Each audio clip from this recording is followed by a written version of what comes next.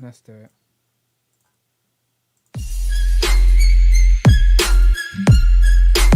Sort the camera. Ah!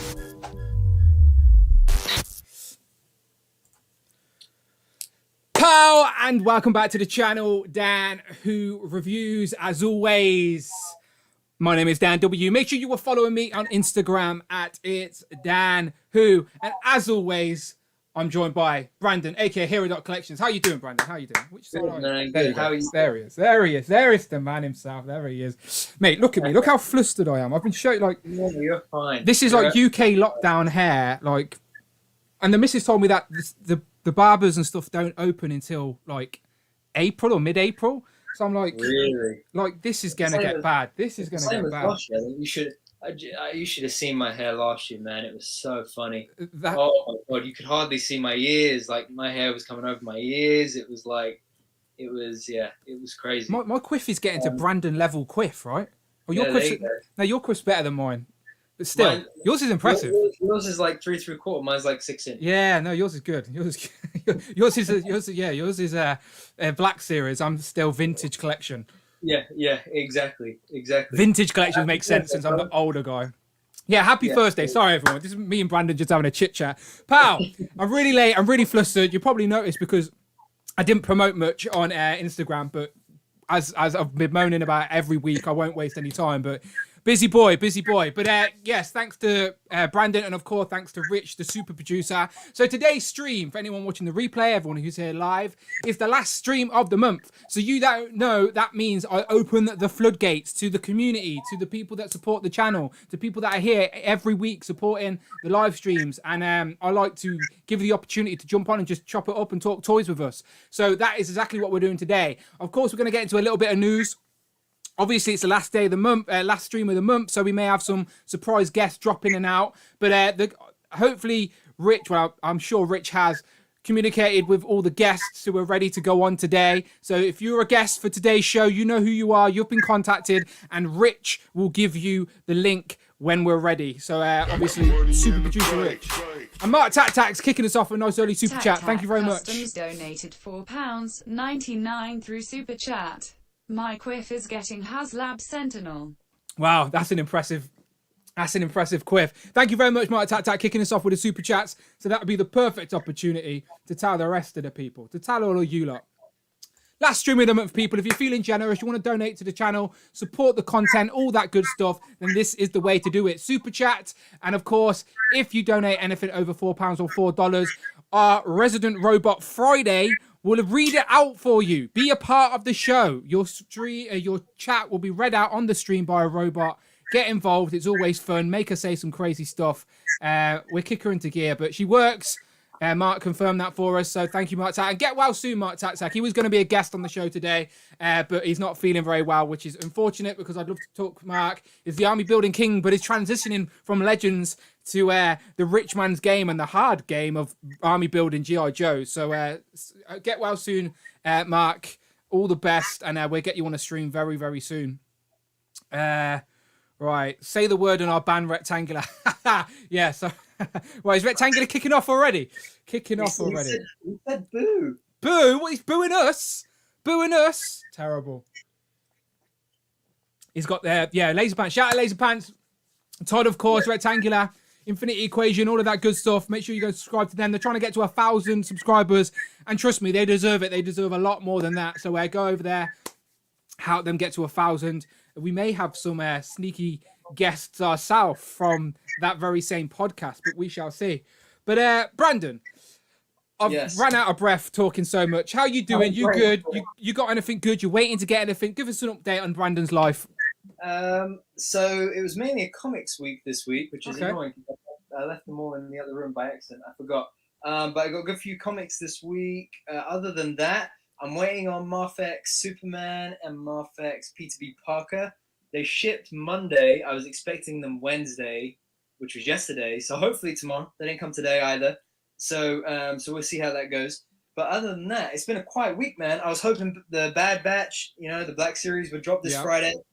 But they have not dropped. I was hoping Lightning Collection might drop this week. Yeah. Wave 8. They're starting to ship in the US. That was Zeo Green, that one. That wave. Theo Green, Dino Thunder Blue, SP Group Pink. Pink. Yeah, and Dino Thunder Blue. See, I've learned about Power Rangers since our last stream. Yeah, I've learned. I need that Pink Ranger. Apparently, she's the best. Yes, yeah, for sure. She's great. So yes, I was hoping that they would drop this week, but apparently not. It seems like those, and I think Thanos and Firestar are kind of like late February, early March releases. So here's keeping fingers and toes crossed that they'll drop next week, because I'm so no way. Jamie got his dispatch email for Bo-Katan. Where from, Jamie? From I think some people are getting it. Comic and Cocktails. Cocktails. I know. I saw a bit of that on.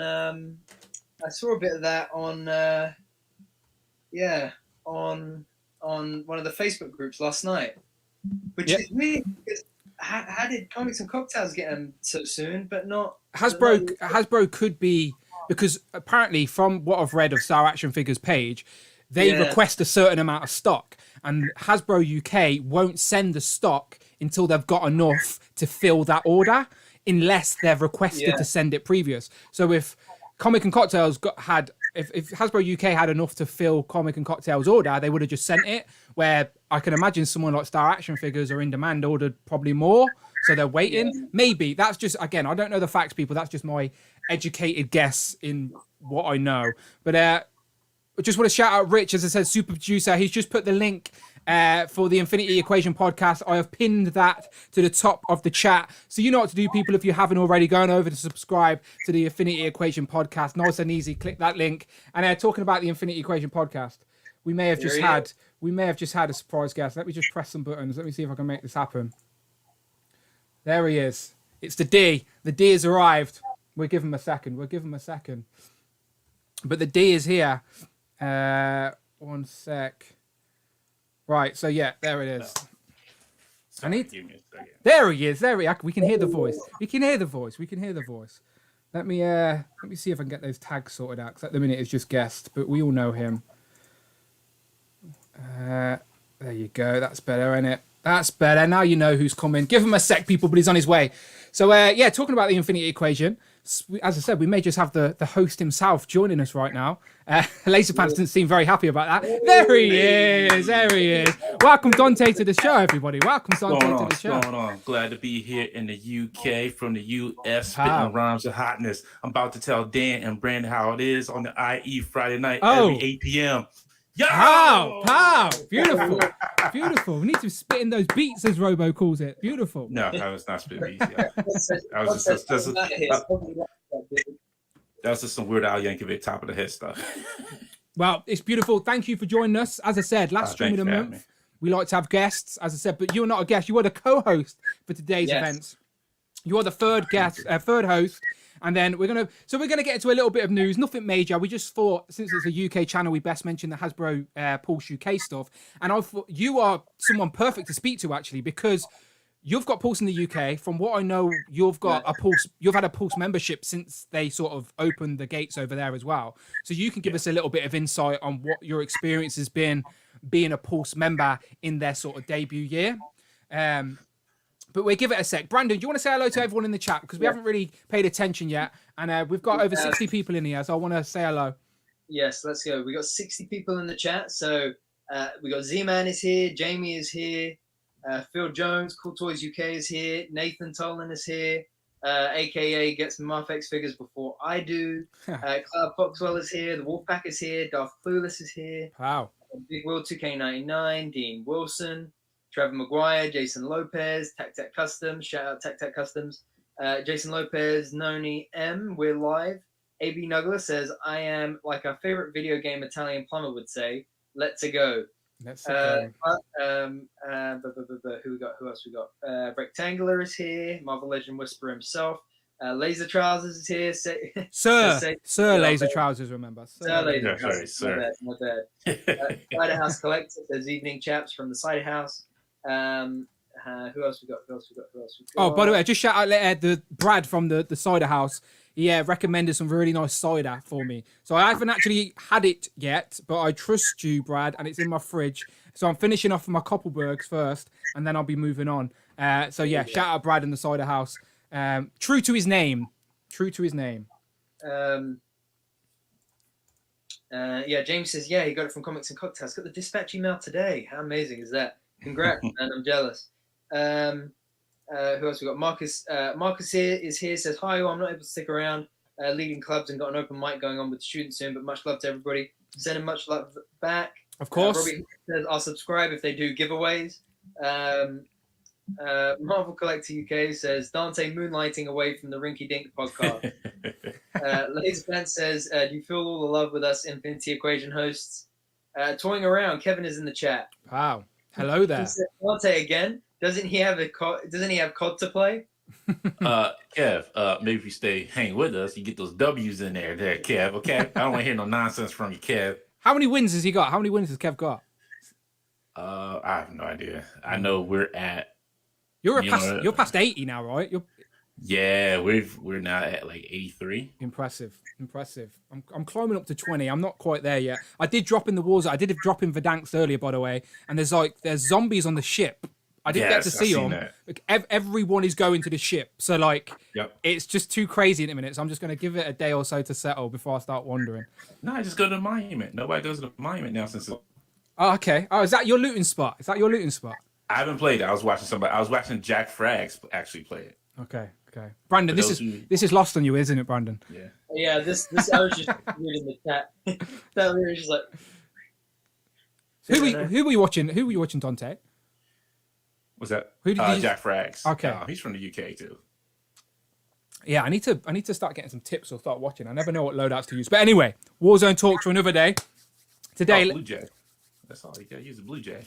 Today, I need to hit you up then. You need to give me some loadouts. You need to give me some loadouts skills and attachments.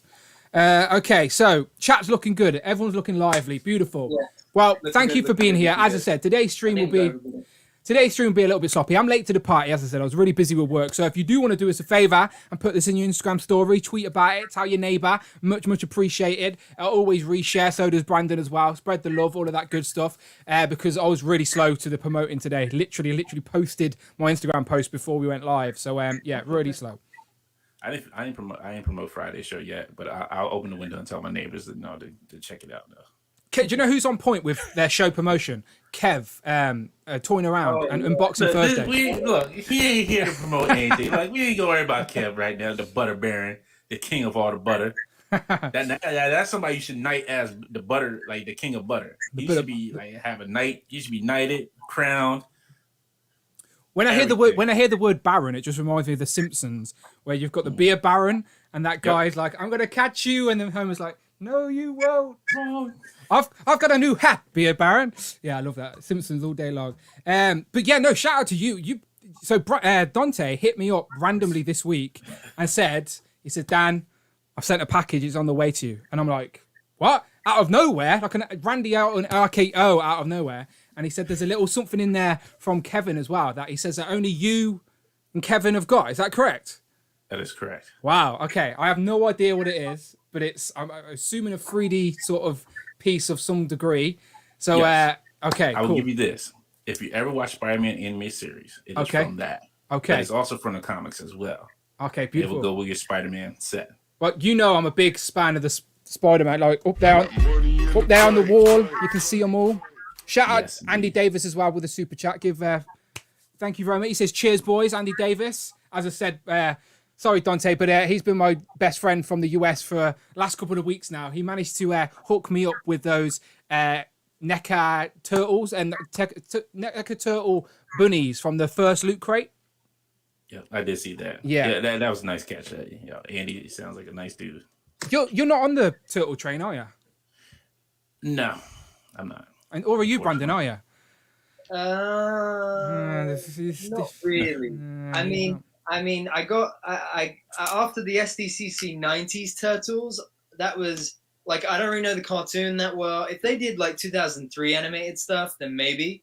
But I mean, between Legends and Black Series and there's so much I can't keep up. Yeah. So something had to go, and sadly it was Turtles. Just quickly though, while I've got it up, Ryan Ting has tweeted saying, "UK friends, welcome to the Pulse with this picture." Oh, is it? Okay. It's not, because that's who we got first, isn't it? Yeah. Yeah. I remember. Wow, Brandon saying, "Quick, get to Forbidden Planet," and I literally pulled up in my drive. Didn't even get out my car. I just left again. My missus see me out the window, just pull up and just drive off again. It was ridiculous. I remember that. He was like, yeah, but I literally just pulled up on my drive. I was like, I don't care. Turn around. Yeah. He's like, Amanda will think I'm crazy. I was like, we all know you're crazy. Turn around and go. So talking about my car, it went in for an MOT today. Oh yeah, how'd that go? So, are you eating this month or no? So to be fair, I always, to be fair, the way I always, when I have to get something done to my car, I always I do it in terms of how many Marvel Legends is it going to cost me, essentially. So like when I had to get my clutch replaced, it cost me like what, 2-3 waves of Marvel Legends, and I was like, no. So like, yeah, so that was replaced like at the end of last year. So I was hoping enough had been done to my car, it would pass the MOT today. But I got a call saying it failed. But I know. But that was the bad news. The good news was it was only a tyre, and it only cost me 2 Marvel Legends. So beautiful. That's not bad. Yeah. Thank you. Yeah. Those donations did help from last week. Yeah, definitely. So thank you very much for the super chat. My car did pass its MOT with a new tyre, but that will do. That's it now. So hopefully it can chug along for the next year, and I've got more money to waste on toys. Well, not waste on toys, spend on toys, which is the perfect segue to talk about the announced today at Hasbro's investor call. They are launching Hasbro Pulse in the UK. So, congrats, guys. Congrats. Yeah, so finally some international love from Hasbro directly.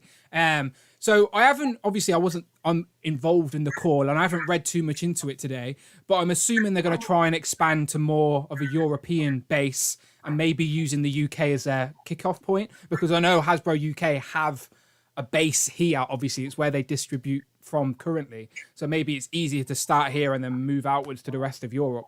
But so before I get into my thoughts on this, Brandon, what are your thoughts? Are you happy, positive? So just reading from, I've got a press release kind of from Business Wire. So for consumer products, it says revenue is expected to grow at or above the industry growth rate, including a mid-single-digit growth target for 2021. Over the medium term, the company expects that operating profit in the consumer products segment will grow faster than revenue, returning the segment to low teens operating profit margin over the period. Targeting 50% of consumer products business on e-com by 2025. They're then launching Hasbro Pulse in the UK with additional markets to follow. Yeah, so as expected. For me personally, I think it's a massive compliment to the UK. Yep. That's how I'm taking it. You know that it's. I mean, obviously the US is the place to start everything because it's the US. But also the fact that they've come to us next, I think is a really big compliment. I'm excited because of what this will mean in the future for things like HasLab and for Hasbro Pulse exclusives like Army Builders or those stands that we saw that Ryan was really excited about. Yeah. Things like that. The only reservation I have, and that I know at least that a lot of people will have, is what happens to the existing retailers who deal via e-com mostly. What happens with them as Hasbro Pulse comes into effect in the UK? I think the benefit though is because I saw a lot of people saying, "Oh, but how can we trust Hasbro Pulse?" Because a lot of the collectors in the US sometimes have a love-hate relationship with Pulse. I think it's going to be a great opportunity. The UK is a lot smaller than the US, so I think it's going to be a great opportunity for Hasbro to really build their own personal bridge between company and collector. Yeah. So I'm really excited about it. Yeah, I'm really excited about it. So shout out to Prime versus Prime, who's just jumped in the chat and left a comment. If you're a Transformers fan, I'm sure you know who Prime versus Prime is. I think he's on the cusp of 100 subscribers. Only numbers we could dream of, Dante. Only numbers we could dream of. But yeah, Prime vs. Prime, good UK lad, big Transformers guy. And he's just dropped in the comments and said, "Hi guys, I think Hasbro Pulse in the UK is good news, but I really do feel sorry for all the great guys that have kept us up to date with the latest releases like Kapow, ID, etc. So that's in demand. So yeah, shout out Prime vs. Prime. As I said, check him out if you're a Transformers fan. But if you are a Transformers fan, you probably already know about him. He's even got their HasLab What is it? What was their HasLab Dante? Unicron. He's already got the Unicron review up. He's already got it in hands. It looks very impressive. So yeah, I agree. So I agree with both you and Prime vs. Prime. I think this is great for the UK because it means they're taking us as a market seriously. Because like, just think the UK, we're like 4 tiny states in compared to the US. I think Texas is bigger than the UK. I think Delaware is that's what I mean. No, please, look, Brandon. I appreciate you giving the compliment, Delaware, but Delaware is not really a great state. It's tax free. That's about it. That's all we got here. Delaware is the first state, and it's tax free. There you go. That's the only 2 things we got going for us. Tax free is such a good thing. I'd love to be tax free. I went Costco yesterday to try and buy a new TV, trying to convince the missus to get a new TV. And the prices look good, but then you have to add VAT. You have to add tax at Costco. And it's like... Well, this is what you tell her next time. Like, look, send me the money. Tell me which TV you want. I'll make sure they got it. And then I'll be like, all right, so this is how much the shipping is. This is how you're really paying. Okay, yeah. yeah. So, but yeah, back to Hasbro UK. So obviously, as I said, I think it's great because they're taking it seriously. This is best. It's good because we now might be able to get exclusives that previously we were never sure we were going to get. Like, thankfully, the UK retailers have been really good to us and managed to get hold of a lot of stuff. But you're never sure. You never 100% know what they are and aren't going to get. So now Hasbro Pulse are going to have a presence in the UK. We're sort of guaranteed anything that the US can get, we can get. Just maybe a little bit behind as usual. But before we get into it more, I'm sure Dante can tell us. So Dante, you've been a Hasbro Pulse member since it launched in the US. Yeah. So you paid for a membership. So, so give us a little bit of information about what you paid, what the benefits were, and then your experience so far ordering through Pulse. So it was when it first started, it was $50. I'm not sure if that's how much you're going to continue going forward with it. But it's not bad. It's a good thing to have. The only issue is Pulse was behind a lot of the stores that we had, the retail stores that we had here. That was the only drawback.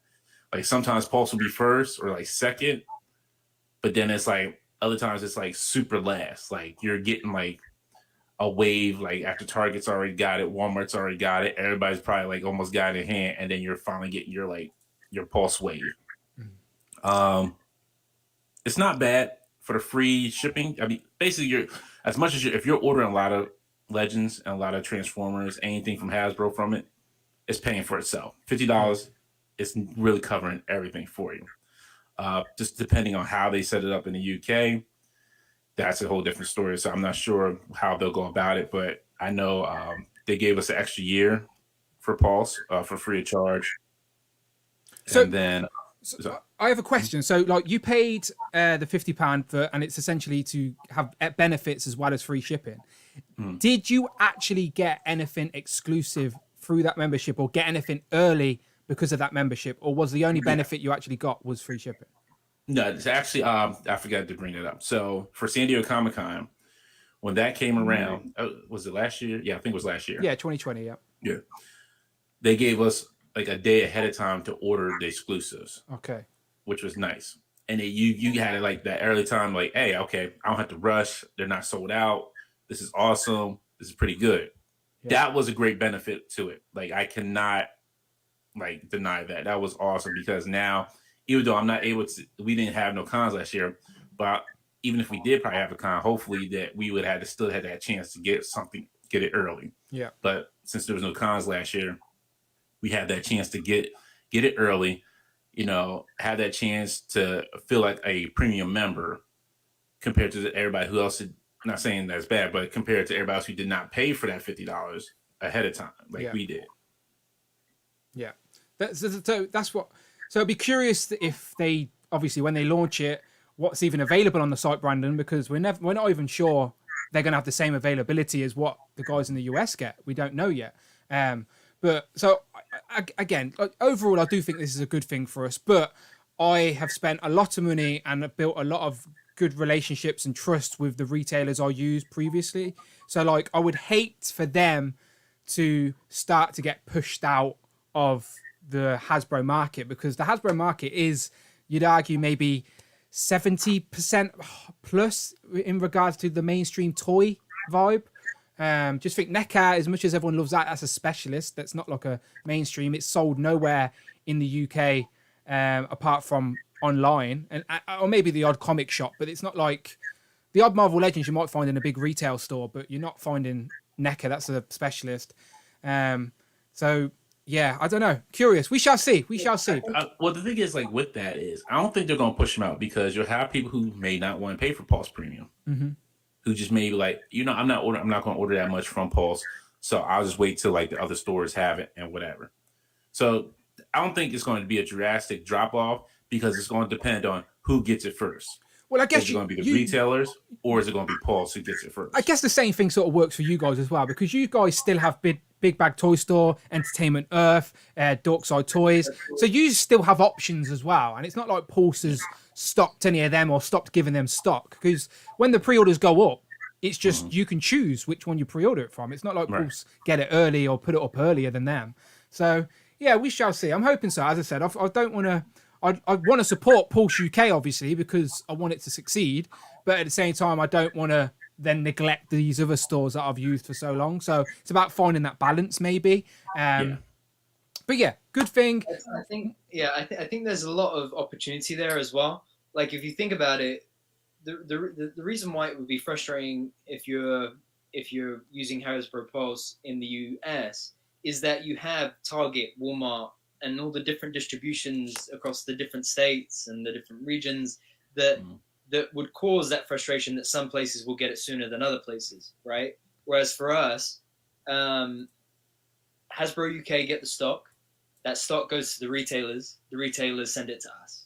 Yeah. Right? So like for Hasbro Pulse, technically they should get it first anyway. Yeah. Because Hasbro Pulse is Hasbro UK, right? Yeah. And then it would still go to the retailers would still go to us.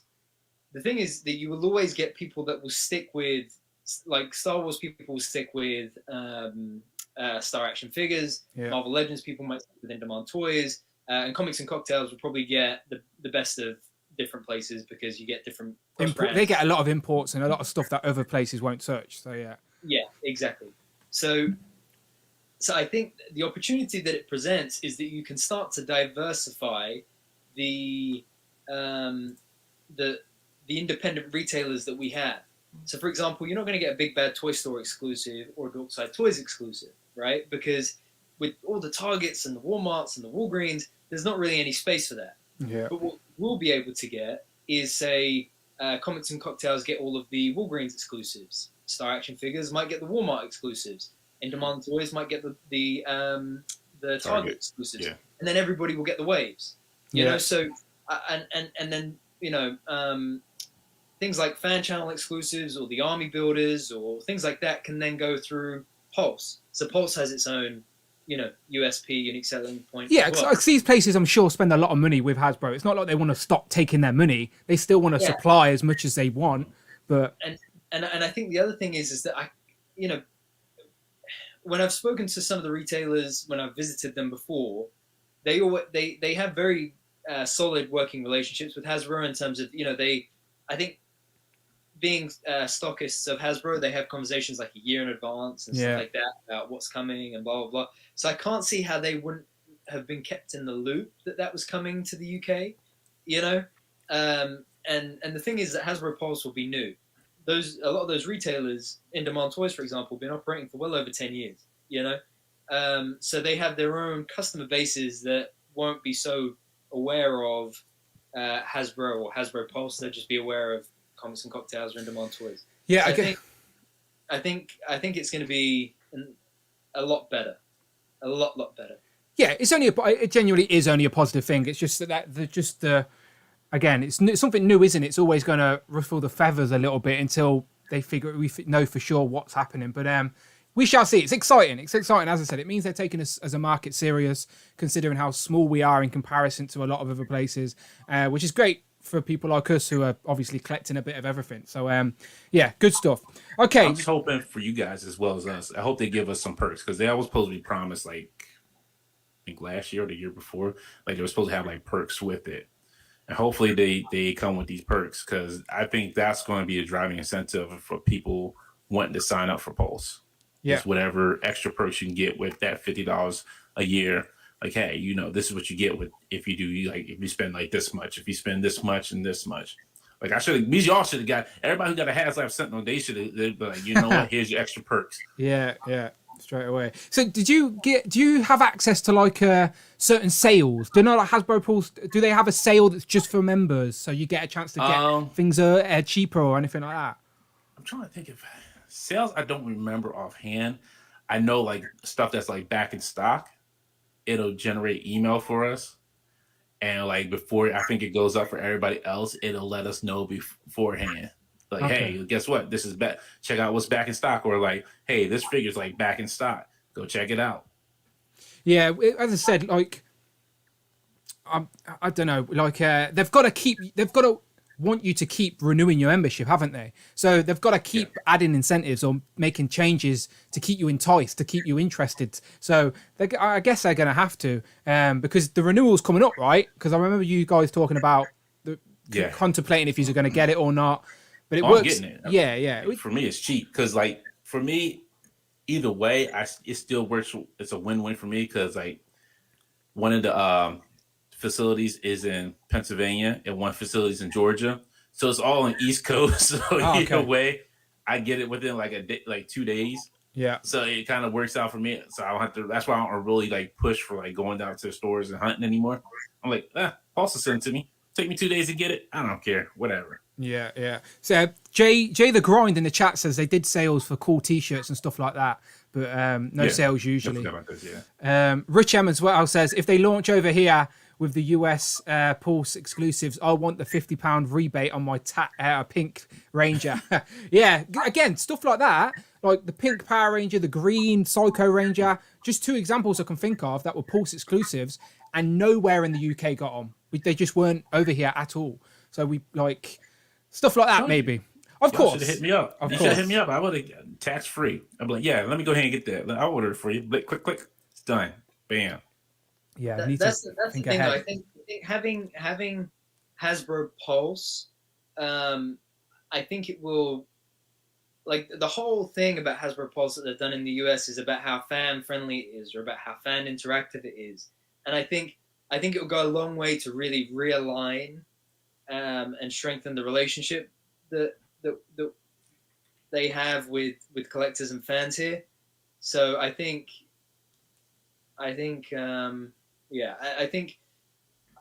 they will have a lot better control here than they would do in the US. So I think it's going to be solid. Yep, we shall see. Okay, cool. Hasbro Pulse UK can only be a good thing, all of that. So the rest of the stream, as I said, today is the last stream of the month. So we want to talk to you guys. We want to get you guys involved in the stream and talk toys. But I thought it'd be fun rather than just asking every guest the same questions and what new toys have you got. I thought I'd mix it up a little bit. So I haven't actually told Dante this yet, but Dante, I want you to. You're essentially the owner of some new toy company, right? And our guests, it's their job to tell you what toy line they want to create and how they want it made, right? Right. And you're going to give it the green light or not, all right? So our guests are going to give us suggestions of like a toy brand. Basically, what I asked everybody before they came live today is what franchise, what brand, what movie, what TV show would you like to see a toy line for? And in what style, like what brand would you like to make it? So hopefully people are going to come with some really good suggestions. Like one of the suggestions I had just off the top of the head were like Biker Mice from Mars, Ultimate style from Super 7. Ooh, that's a good one. Yeah, and it'll be my job to convince you why it's good type thing, okay? So I'd be like, look, you could get a big bike. You could get loads of accessories with the helmets, and they're not helmets. They'd be in scale with the Turtles as well. They were both out at the same time as a kid, so you can cross your universes on the shelf. Like, who wouldn't want to give their turtle a little bike to borrow with a mouse riding on the back? Do you know, like... Yeah. But it's like... I would want to say yes to it, but then I'd be like how big is the market for it? Yeah, no, good. No, but this is good. These are the type of questions we can ask, right? So this is good. Yeah. That'd be my question. I understand the nostalgia of it. Don't get me wrong. Like Biker Mice from Mars would be awesome. I remember watching it growing up. Yeah. But then you like who's really like clamoring like, yo, I need that. that biker mice from Mars. I forget who all the characters were. Yeah, don't get me wrong. I can't name one guy, but I know the character designs type thing. So yeah, that was just an example. But they're perfect questions to ask, and maybe they're the reasons they've not been brought. I think I've heard that the license for Bikes from Mars, Super 7 already has it. Or they have it, and if they want to make Ultimates, they can. But I think they're going to put out some what's their little retro line called? Reaction. Oh, yeah. Reaction. So we shall see. But that was just a little example. Another one of my examples was like I wanted to see. I had the Men in Black figures as a kid, so I'd love to see them remade now. But I wouldn't know. I wouldn't think who by. But then Brandon suggested like a line of Mafex Will Smiths. So Will Smith from all these different films. No. I said Legends Will Smith. Oh, Legends Will Smith. Yeah. Oh Lord. It'd have to be like I Robot, I Am Legend, Independence Day, Men in Black. No, you got. If you're gonna do that, you got to start from the beginning. You be like Fresh Prince of Bel-Air, Will Smith, Definitely. and then work your way up through the years. Yeah. Even to the bad movies that he did. Yeah. Bagger Vance, like, oh, here he is, Bagger Vance with his golf clubs. I've actually got what is it? The one from Suicide Squad, the SH Figure Arts. Is it Deadshot? Yeah, that's a really good figure. That and the Harley Quinn. Like that was probably the best thing to come out of that movie was the SH Figure Arts of Harley Quinn and Deadshot. But yeah, we shall see. Right. So if the first guest is ready, I think Rich has sent you the link. So feel free to jump in whenever you're ready, and then I'll switch the camera and do all my movie magic. But I believe Jamie is up first. So again, for everyone who's interested, anyone who's watching on the replay, basically the Discord, anyone who's a part of the Discord is obviously a loyal subscriber, a loyal audience participant, all of that good stuff. So I wanted to give you guys the opportunity to get in first. So if you've been a member of the Discord, that was the way to get it. And the Discord link is in the description as well. So if you want to be part of these streams, that's the best place to go. And super producer Rich has been sorting it out for me today while I've been busy slaving away at work. So yeah, I think Jamie's the first guy, and then we can hear Jamie's suggestion. So again, the question I asked the guests were, and again, it's just to keep the conversation rolling. We can go off on tangents and whatnot if they come along. But the question was, toy lines, who do you want made? And I think Jamie's just jumped in. So let me switch to the big camera. Pow, Jamie, you with us? You're muted, my friend. You're muted.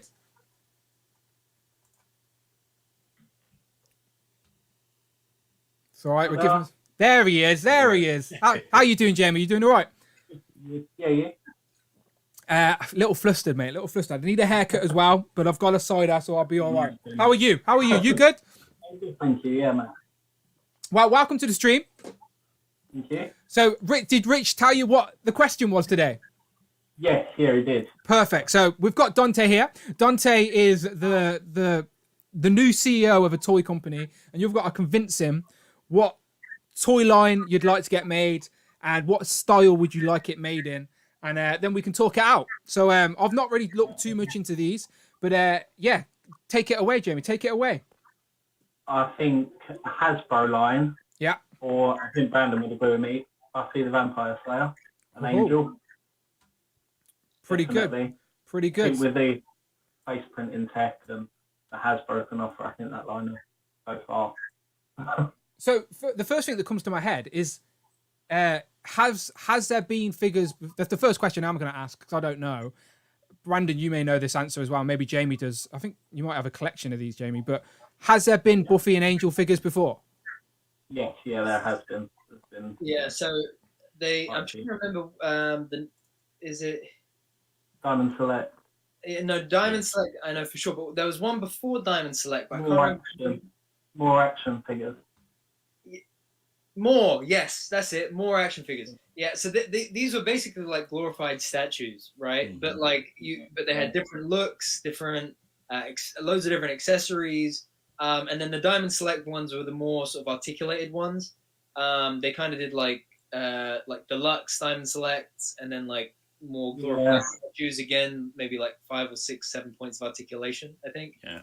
I think the trouble with the deluxe Diamond Select ones is they fell apart when you open the packages. Yep. Yeah, that's the thing. That I got. Oh, hold the phone. I have Angel, Spike, and Buffy over there. Were you a fan, Dante, of Buffy and Angel? I didn't really get into it. I like it, but it was something I really was into at the time. I never watched it. Like I know of it, and I've seen a few episodes of Buffy when I was growing up. Never watched an episode of Angel, but I know that was a spin-off of Buffy. Like he was in Buffy. But yeah, and I know the girl from American Pie. She started off in Buffy, right? The one who went to band camp. Yes, yeah, there you go. Yes. Which one went to band camp? Allison Hannigan. Oh, yeah. Because she was in How I Met Your Mother. Yeah.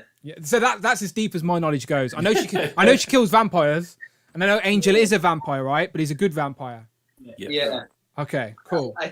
I think the thing about Buffy and Angel is that, especially Buffy, is that it for a time it was a pop cult like hit, like it was like the thing, you know.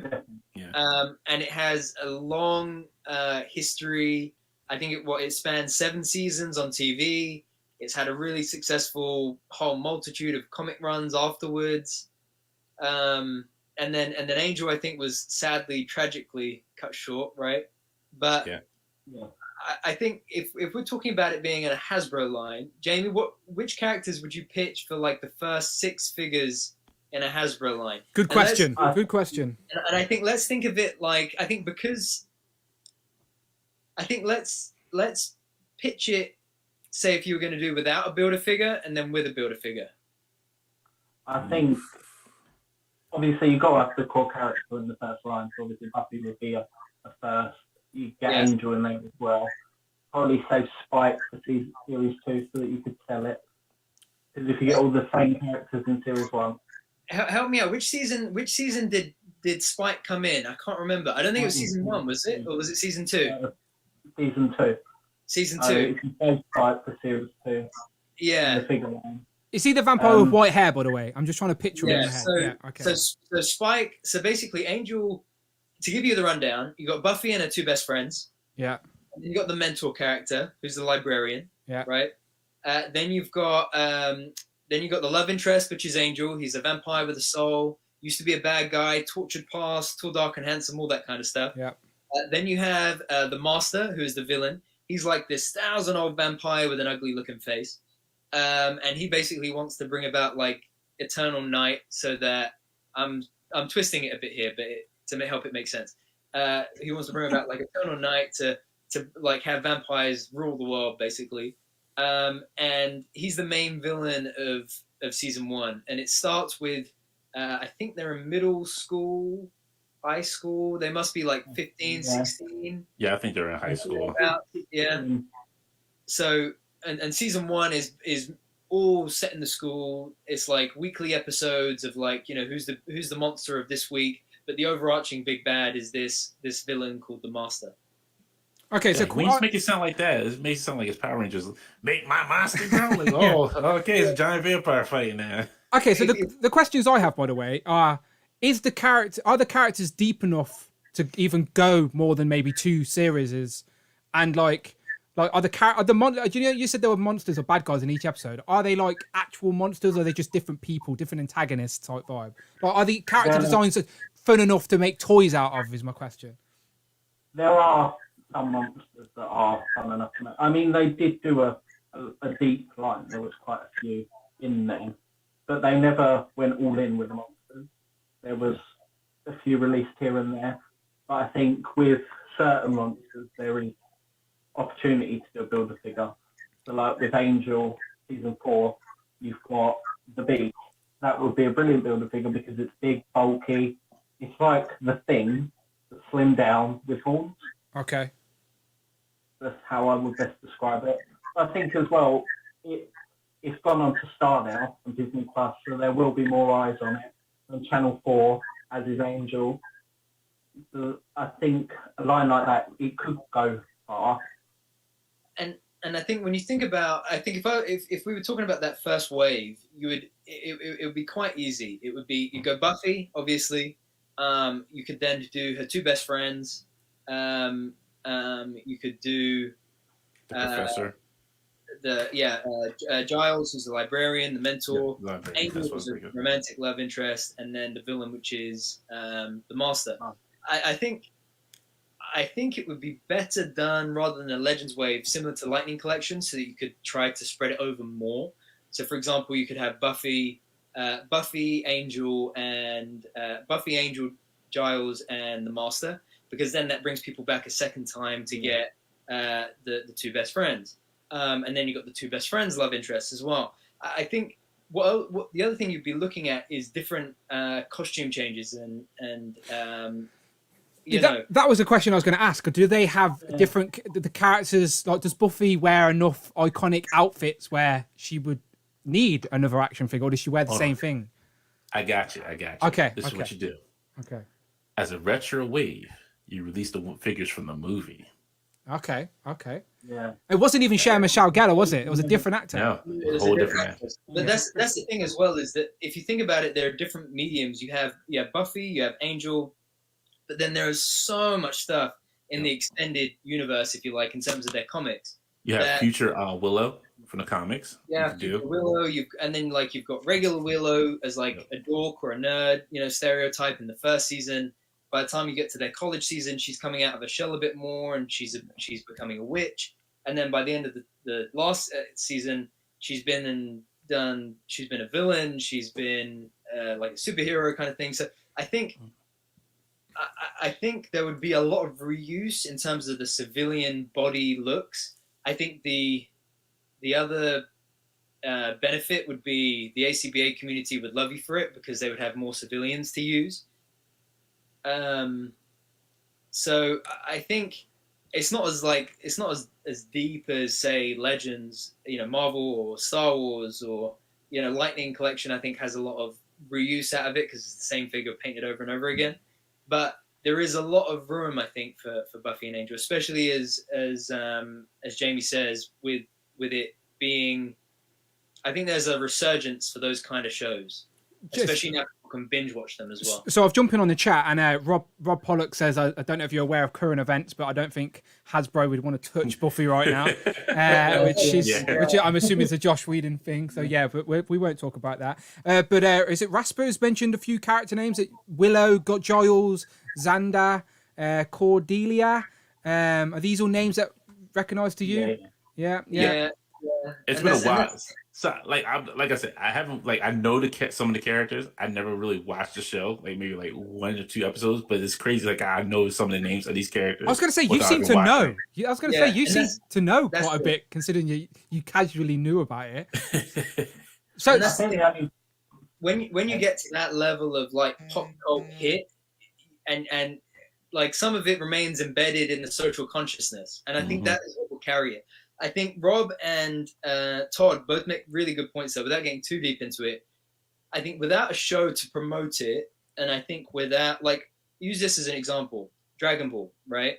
Until Dragon Ball Super came back into play, you didn't really see a main line of Dragon Ball action figures like you would do now with Dragon Stars. Like a mass retail $20 price point kind of an action figure. Personally, I don't know that the show would ever be revisited, but I think it would be. I think there is definitely.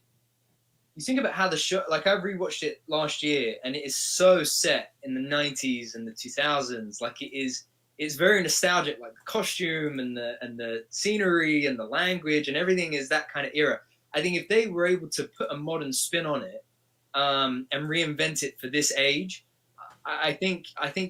If done right with the right creators and showrunners and writers and that kind of thing, I think that it could reach a whole new era of people, which gives you new product and gives you the option to bring back, the classic stuff as well. I agree with you. Sorry. Jamie, one thing that might be interesting to talk about, especially because I know you have such a varied collection, talk about the packaging with the Buffy and the Angel figures over the years, with those more action figures and stuff like that. Yeah, they were all blister cards. None of them were collector friendly. So you either in box or out of box. I'm an out of box collector, so I've got some that are quite rare now that I've opened and thought, shouldn't have done that. Got to let them breathe. Yeah,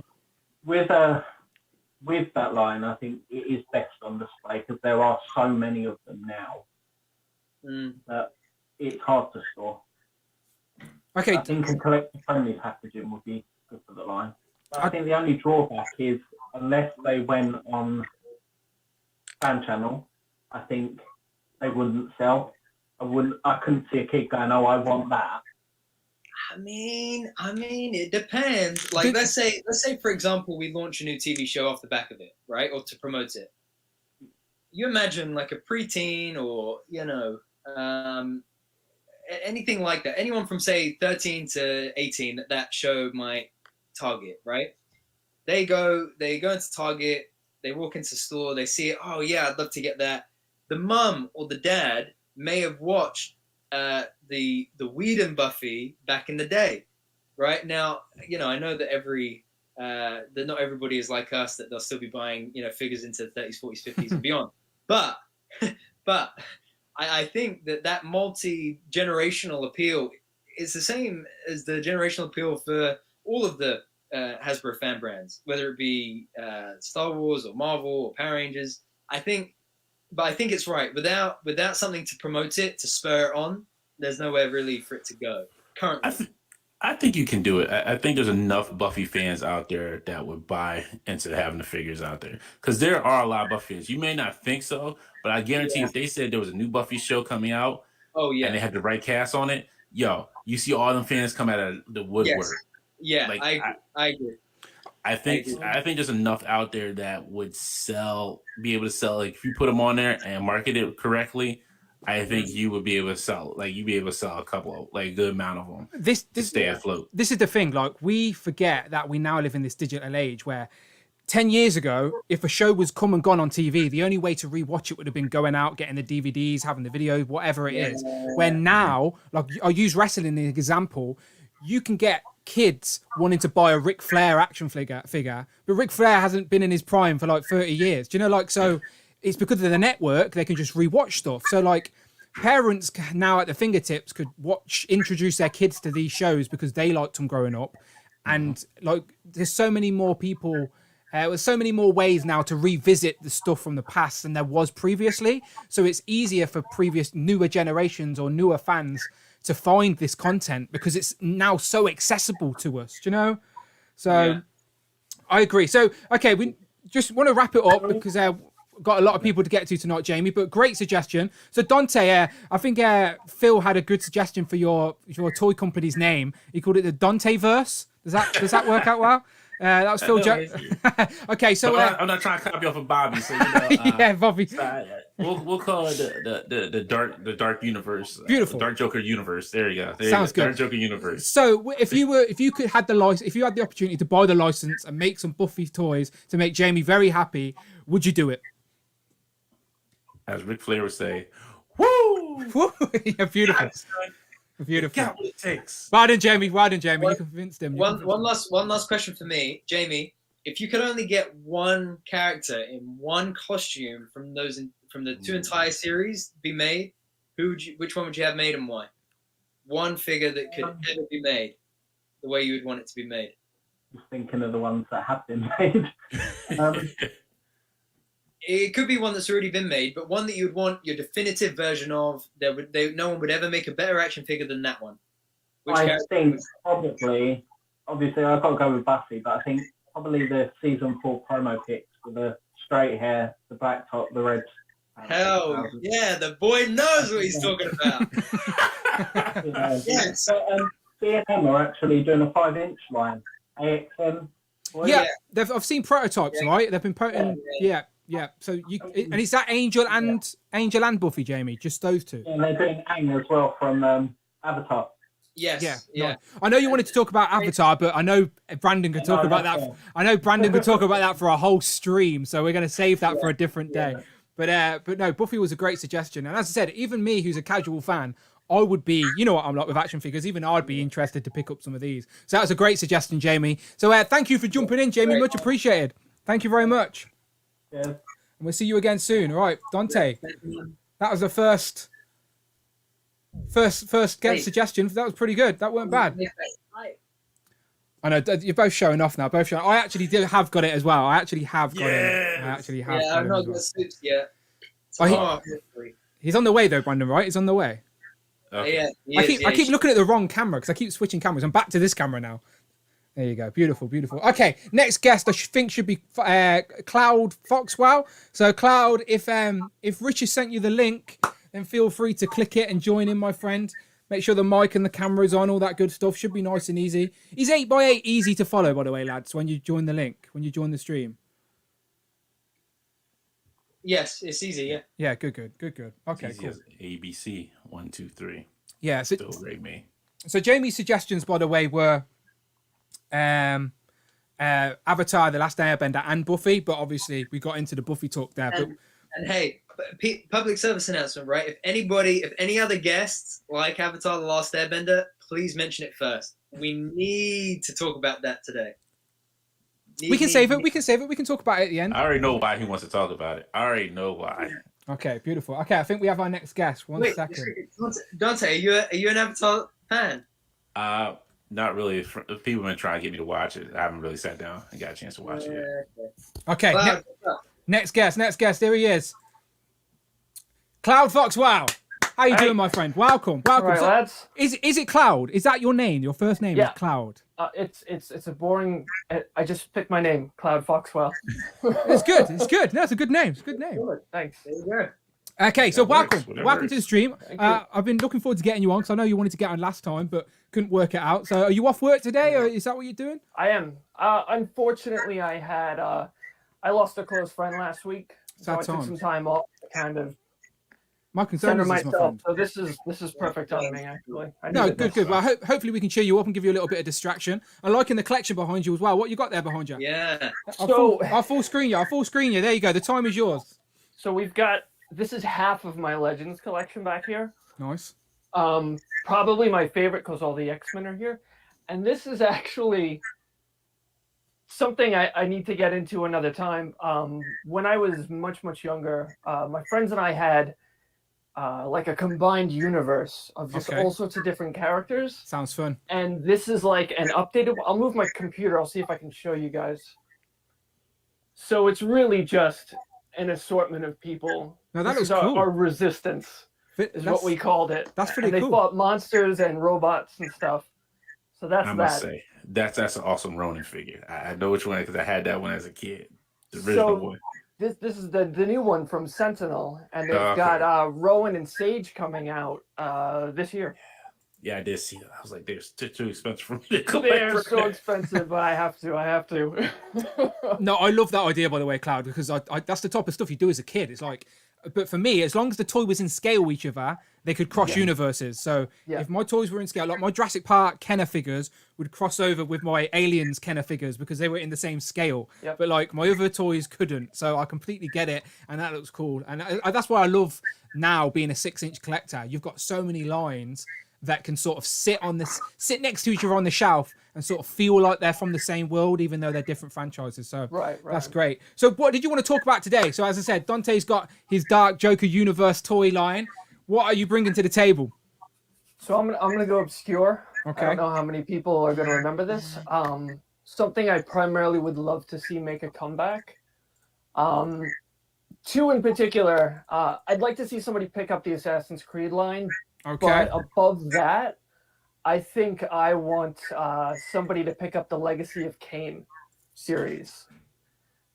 Okay, so Dante knows. You got your money. Don't tell them no more. Just tell the people what to make. Just tell them go ahead what to make. So I want to see them like Hasbro style because I mean NECA did 2 of these, I think, and previously I think it was a company called Blue Box did Raziel Kane and then I guess Vampire Raziel, but they were very big, so they didn't scale well. They were the 7-inch because I had Raziel in his vampire form with the wings, right? Yep. But this is the crazy part about it. He was at GameStop. He did not have the scythe that was supposed to come with him. Oh. I think. Wait a minute. I think he had the shield. I'm sorry. That's what he didn't have. I think it was either the shield or the scythe he didn't have that came with him. Which I was hot about that. I had just sold him off not too long ago. But yes, I remember. And there was another Raziel and he sat on a stack, like a broken piece of rock. I forget. I had him too. And he had the scarf open with Yeah. like the soul effects. I still have him somewhere around here. So I just thought the picture there. Sorry, I was trying to find the picture there. So I don't know what Legacy of Kain is. No idea. This is I'm in the classroom right now. So what's the source material for it? Is it a cartoon, a comic, film? It's a video game. It's, okay. PlayStation 1. The first one was called Blood Omen Legacy of Kain, and it was kind of like if you've seen like Diablo or Ultima, where it's like kind of top down. Okay. And you play as this guy Kain, who gets murdered, and he comes back as a vampire to take revenge. And it gets into it. The story is so convoluted. We could talk for hours. Video games are, yeah.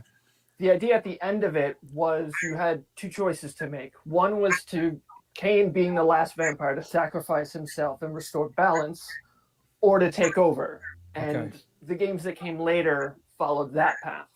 So you had, they did Soul Reaver on PlayStation 1, and they did sequels to all of them on PlayStation 2. And it was there was one following Kain, there was one following his lieutenant, Raziel. And it's, like I said, we could talk about this for a minute. Yeah. But it's, there's been talks of them bringing it back, and I mean, at this point, I'll believe it when I see it. So what are the character designs like for someone who's genuinely never seen a screenshot or anything? Is it ninjas? Is it like assassins? Is it? Can you see that? Okay, let me go full screen for you. Let's have a look. Oh, okay. So it's like a sort of ninja vampire type guy. So he actually, I don't know if this comes off. He's missing his lower jaw. Ow. What happens is the vampires, Kain and his like I think 6 lieutenants, they start evolving and getting like new abilities, wings and stuff. And Raziel gets his wings before anybody. And Kain, being, jealous maniac, throws him into a pit of water. And in this universe, water, not just holy water, burns like acid to vampires. Wow. So it burns him away. He's resurrected by this elder god who says, since Kain didn't sacrifice himself and they've been killing all the humans, there's no balance. So he wants to use Raziel to go after Kain and take care of him. So Raziel's, he can travel. There's this really cool mechanic where you can travel between the physical realm and the spirit realm, and you would shift, and like the environment would warp. So like doorways would open up that weren't there previously. So you would use it in puzzle solving.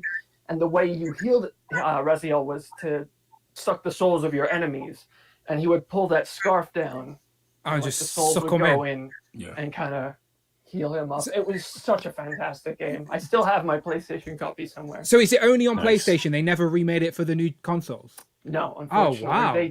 They did Blood Omen and Soul Reaver on PlayStation, and then they did Blood Omen 2, Soul Reaver 2, and then one called Defiance that finished the entire story, which was amazing. Those were all PS2. Did you? So you're nodding away, Dante. So did you play these games as well? Then you were a fan. Yeah, I was a fan of it. Yo, when I see Raziel, like when they first told that story of like Kain just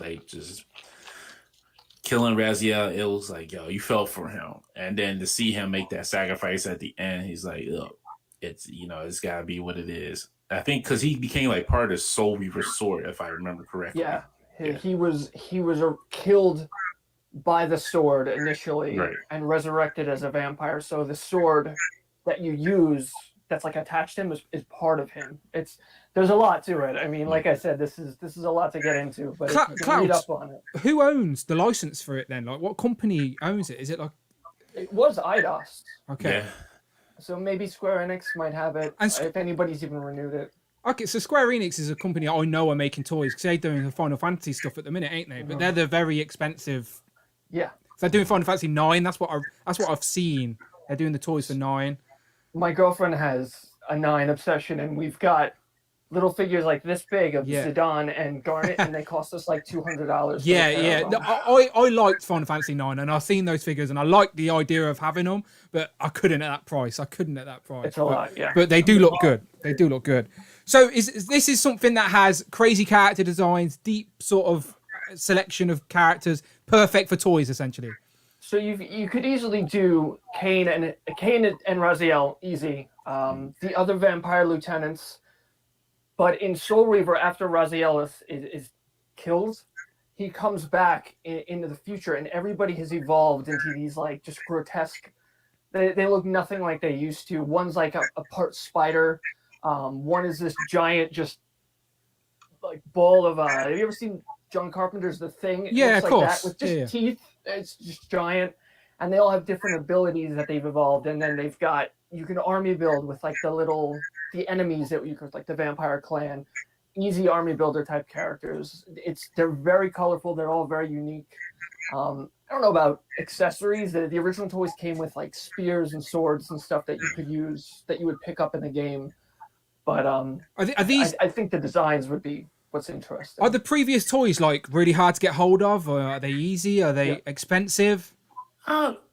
Depends. Like you can find them on eBay. They sell for less than what you would think they're worth. Like I think I've seen all 3 of them that go for like maybe like $50 or $60. Okay. So they're not. I mean, you can go out and get them. It's no problem. It's just like if you get them, you're getting them because you played the game and you invested that time with the story. Yeah, I'm not much of a gamer, so that's probably why I've not heard of it. But it seems like it's something that's got deep lore to it, deep stories, crazy characters. Like it's crazy that something like that doesn't have an anime or a cartoon or a film or anything. Do you know? It's mad that there's no other like relation to the game. There's nothing, no material. They did. I think they did a comic. Okay. It might have been an issue. It wasn't. Okay. It wasn't like an entire series. Yeah, and so the only way you would have known about this, what the funny part is, if you went to your local GameStop and you were there, like if you at your game store, just like, hey, you're on top of it because I think GameStop only sold the figures. I'm not sure if anybody else sold the figures. I think with the one of the comics, did it come with the game, Cloud? I can't remember. I think one of the comics did come with the game. Maybe like a pre-order kind of thing. Yeah. Let me ask the chat. Before we carry on. So the chat, just quickly before Fox gets out of here, are you a fan of Legacy of Kain? Had you heard of Legacy of Kain? Let us know. I'm very curious of what like sort of with the people we've got in here, what sort of percentage of views know or played Legacy of Kain. Very curious to see what you're saying because obviously Brandon's been very quiet because Brandon was probably Brandon wasn't even born when the first PlayStation 1 came out. I don't think. Is that true, Brandon? I don't know. I was 96. I had a PlayStation 1. I mean, it was my brother's PlayStation 1. I think PlayStation 1 was before. What year was PlayStation 1, people? Was it before 96? 94. There you go. So yeah, the PlayStation 1 is older than Brandon. He was PlayStation 2. So 2000. Yeah. One of them. Okay. Sony fanboy. I had PlayStation 1, 2, and 3. Yeah, and then I PlayStation 1. I didn't get it anymore. The PlayStation 1 dropped like right around, like I think Sega Saturn and PlayStation 1 dropped right around the same time. Yeah. And I was like, this PlayStation system ain't gonna last. And I got me a Sega Saturn, and come dummy me, I had to go get a PlayStation 1 after that. I've got all 5 of the PlayStations in this room with me. It's oh wow. Yeah. So you're a bit of a gamer then, Cloud. You Yep. Yeah, I can tell. I worked at GameStop for a while. I worked for Sony for a while. Oh wow. What did you do for Sony, if you don't mind me asking? It was retail, so they had me working digital audio and PlayStation. No, it's still good though when you genuinely know about the stuff that you're selling without it being hard work. Well, of course it's hard work, but you know what I mean. You've got a passion for it as well. That always helps. I was taking my hat off to Cloud because he worked at GameStop. You don't know how hard it is working at a GameStop. Everybody thinks it's fun at games at GameStop. So you usually meet the people that come in there. They be like, "Yeah, let me get that game. You know what game? I don't know what game you're talking about." Yeah. They expect you to know every single game that's ever existed. Yeah. Right. They be like, "Let me get that 2K." Which one? Which one? Yeah. Baseball, wrestling. Right. Which 2K? I'm talking about the new 2K. Every year. I'm looking at the chat and it seems to be mixed. A few people there. Rob Pollock says he had the demo disc that came with the PlayStation 1, which included Legacy of Kain. I played the demo level a lot, but never brought any of the games. Action Figure Expert says Toys R Us also had the Legacy of Kain figures. Never heard of it, but it sounds good. I've played Soul of Reaver demo. Everybody's played this demo. Nobody went through. Yeah, I know. Yeah, crazy. I'm definitely going to Google it after it and have a little look because it does sound very intriguing. But I know you said had another suggestion, but like going to try and get through as many people as we can today, Cloud. So I do appreciate you stopping in, and I'm glad that you picked that one as well because I like learning new things. I like expanding my brain.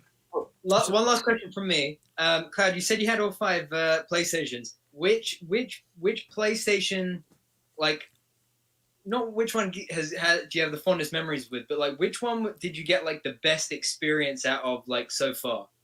Probably the first one. I mean, Yeah. I was 15, 14 when I got it. Final Fantasy VII, Metal Gear Solid, Soul Reaver. It had all these great titles, and then it was just. I mean, by the time PlayStation 2 came out, I was out of high school, and it was just it's the next thing. It's the next thing. PlayStation was like revolutionary when it came out, so I'm gonna stick with the original one that I've got over there. Yeah, cool. Oh, don't forget Legend Dragoon, sir. It's a good one. You are the third person I know that has played that game. Third Nobody's person. heard of this game. And sorry, and don't forget Parasite Eve as well. We have those still too. Parasite Eve 1 and 2. We gotta talk some more about that. Right? Yeah, we'll get you on again, Cloud, because it's clear that your knowledge is deep. And as I said, I like learning about new things, and there's so many untouched properties in the gaming universe that could be turned into an action figure line. So we could get you on for a whole stream, by the way, of just talking about that. Let me know. I'll take the day off. Perfect. Look, Dan, I understand there's untouched properties, but if you haven't seen Monster Hunter, you go watch that. You let me know how that works out for untouched game properties, and then you come back and say, "Oh, is that a new? That's a new film, isn't it? That's meant to come out. The girl with the giant axe on her shoulder. Is that? It's Mila Jovovich and her husband again. Okay. Guys, from the awful Resident Evil movies Yeah. that we just aren't going to talk about. Yeah. Okay. Let's not mention it. All right, Cloud. Thank you very much for joining us today. Much appreciated. Yes, much appreciated, and we'll definitely get you back on again soon. Absolutely. Cheers, lads. Thank you. Thank so you. much. Thank you. Bye bye. Bye. It's like, Beautiful. Bye-bye. It's a goodbye. I know. I've got a few people in the wings, and I'm trying to get. As I said, it's my fault. I'm running late, and we chat too much nonsense. But it's good. Yeah, It's we as I get said, carried away. everyone's bringing great things to the table, though. Do you know, like so you could. Wait, you know what this is? Yeah, go on. I'm Dan and Brandon's laser pants. Yeah. This is like Wait, the does best that- dynamic and the worst dynamic. Does that mean I get to fire Brandon? Brandon, you're fired. So Bobby will just rehire you anyway. We're just Right. funny. But see, you don't have a Bobby. So know, he doesn't have to rehire No, him. Phil Jones. Phil Jones is my Bobby. Phil Jones is my Oh, Bobby. Both. yeah. Well, there you go. You gotta go through Phil then. But producer Rich is doing a great job helping me get these Yes, guests he in is. and out. Amazing. So thank you very much, Rich. It just saves me going through one person and trying to communicate with loads of people. So it's much appreciated, Rich. But yes, if the next two are ready, I think we're gonna have two at one time now, lads, just to try and speed it up a little bit. So I think who we got next? Let me have a look at my list. I think we've got Z-Man, who we've had before, Agent Z-Man, and Tanner as well. So I don't think we spoke to Tanner before, but obviously we know Z-Man. He's popped in before. So if you two are ready, lads, jump on in and we'll get talking. Because Sorry, I'm laughing at Ryan in the chat. He's like, "How dare you?" yeah, the chat's like a minute or so behind us. So like you see their reactions like a minute after we spoke. Don't worry. Hey, and if you haven't hit like, you haven't hit subscribe, do it now. I don't know what you're doing out here watching this channel without hitting like and subscribe. I don't know what y'all people doing. Hey, Appreciate look. it. You're messing up. It's me and you. Much Man. appreciated. What's going on? Hey. Okay, beautiful. Okay, so I think we got Tanner and Z-Man in there. So let's first say hello to Agent Z-Man. Welcome back. And I like that you've got Frogman and Hellfire Hank with you there. How you doing? You're not. There you go. Beautiful. Welcome. And then also Tanner as well. Tanner, are you there? Your mic on? I think you're muted. Maybe I can't hear you. Check on the window on the screen for the 8x8. See if you're muted. There you go. It's all good. Yeah, there you go. There you go. Is it Tanner? I'm saying your name properly, Tanner. You are saying it correctly, yeah. Perfect. Tanner, we haven't spoke to you before. So where you from? North London. I'm a North London boy. Oh, pal. So UK repping then. Dante, you're surrounded by the UK. That's Yeah. fine. I always like meet new people. Have a good time, chatting it up about the things we like. All good. So I'm going to try and get both of you on at this same time because we're trying to get through a few people before we get out of here today. So thank you very much for being patient and waiting in the wings. So you've both got suggestions, and I think Rich told me that you've actually both suggested the same thing. Am I right? Am I wrong? So, okay. So Z-Man, you tell me what your suggestion was then for a franchise, a brand, a film, TV show that you'd like to see in toy form? Or So I've actually got kind of like a showcase that I made. okay, this is perfect. Event. Okay, perfect. You know, due to the resurgence of like Dark Horse and like these indie comic things coming back, like Invincible's getting a new show, I was just thinking, we need a mask figure. The mask. We need a mask line. Okay, so before you carry on, was that your suggestion as well, Tanner? It was mine. I was going more with the nostalgia of the movie, though. Oh. So you two didn't know that you picked the same thing? No idea. Okay, Oh my that God. was super producer Rich putting you two together then, because you picked the same thing. So very well done. So let me just go full screen to Z-Man, because he's actually got the figure in hand. And tell us, show us again, Z-Man. So us what you got in hand. So I just made this from a Marvel Legends, but my suggestion is from McFarlane. Okay. McFarlane Toys, because I know he's all about, you know, detail, and with the comics, it's very different to Jim Carrey's movie The Mask, and it's more violent and it's very gruesome. So I really want that kind of detail if he got the license, or like, you know, if it was that kind of style.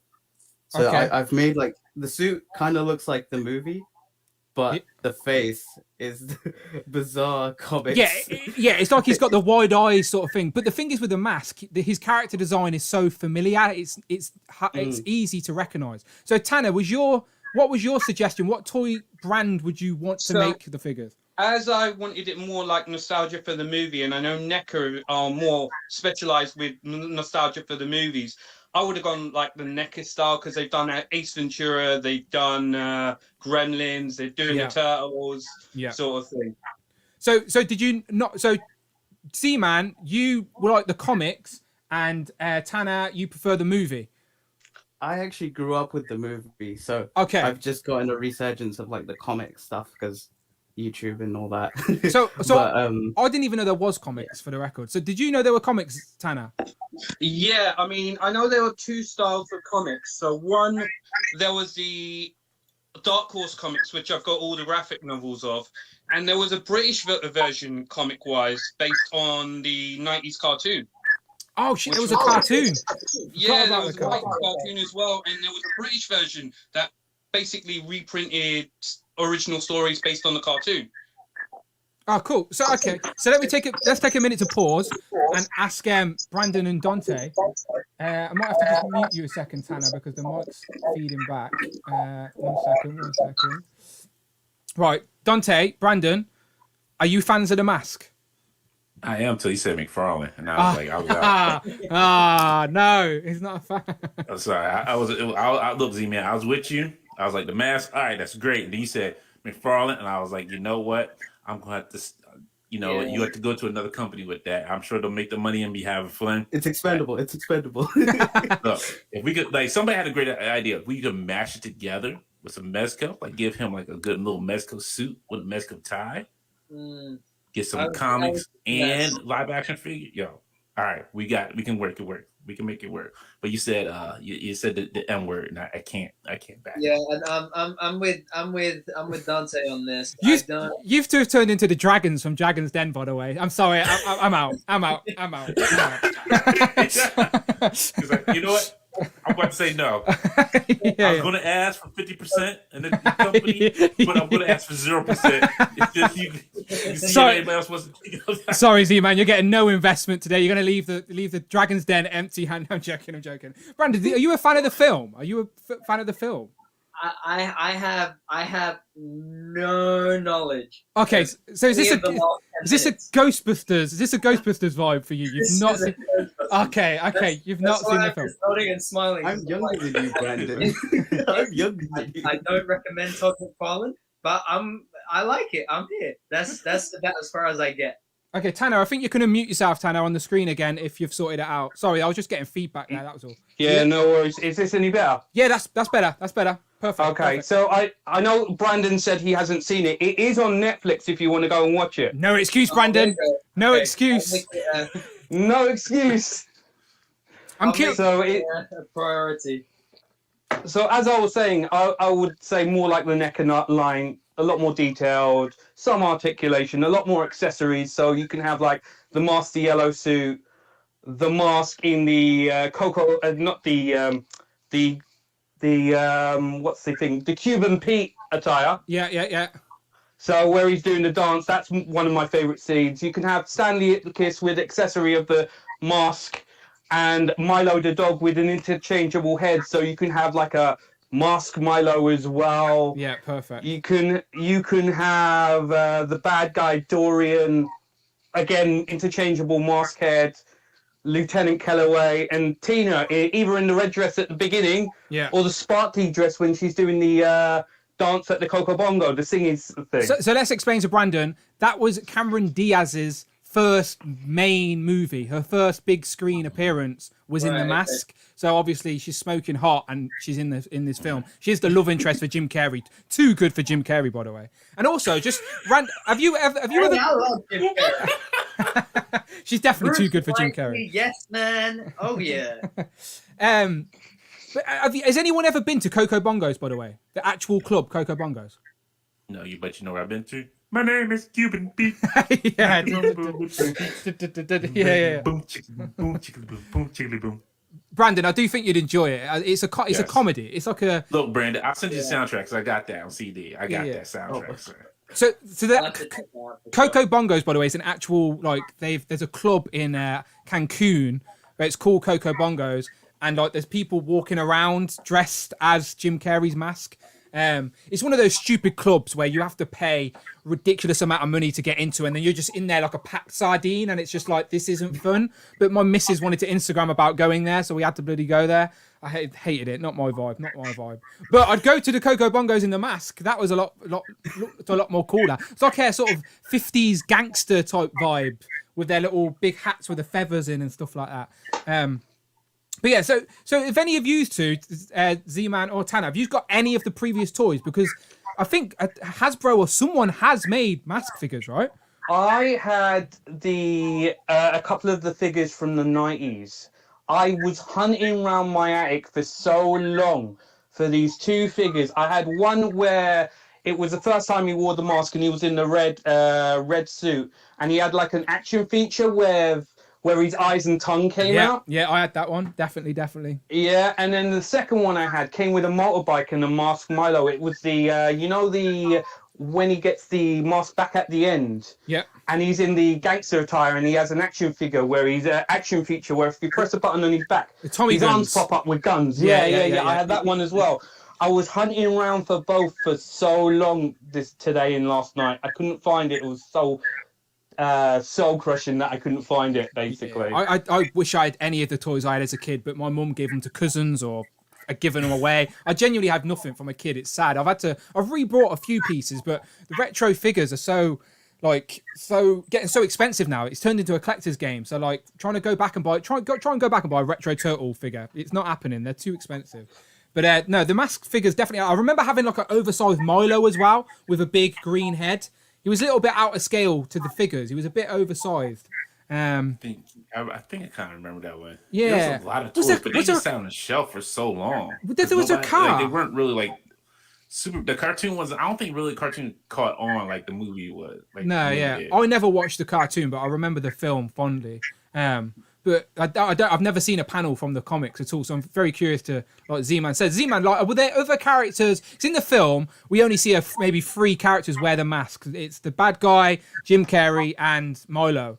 So I'm assuming in the comics, they get a little bit deeper, and there's lots of characters that wear the mask, and it gets a bit crazy. So, like, you know how Stanley Ipkiss is the mask in the film? Yeah. He's the first host that we know, like, in the first comic.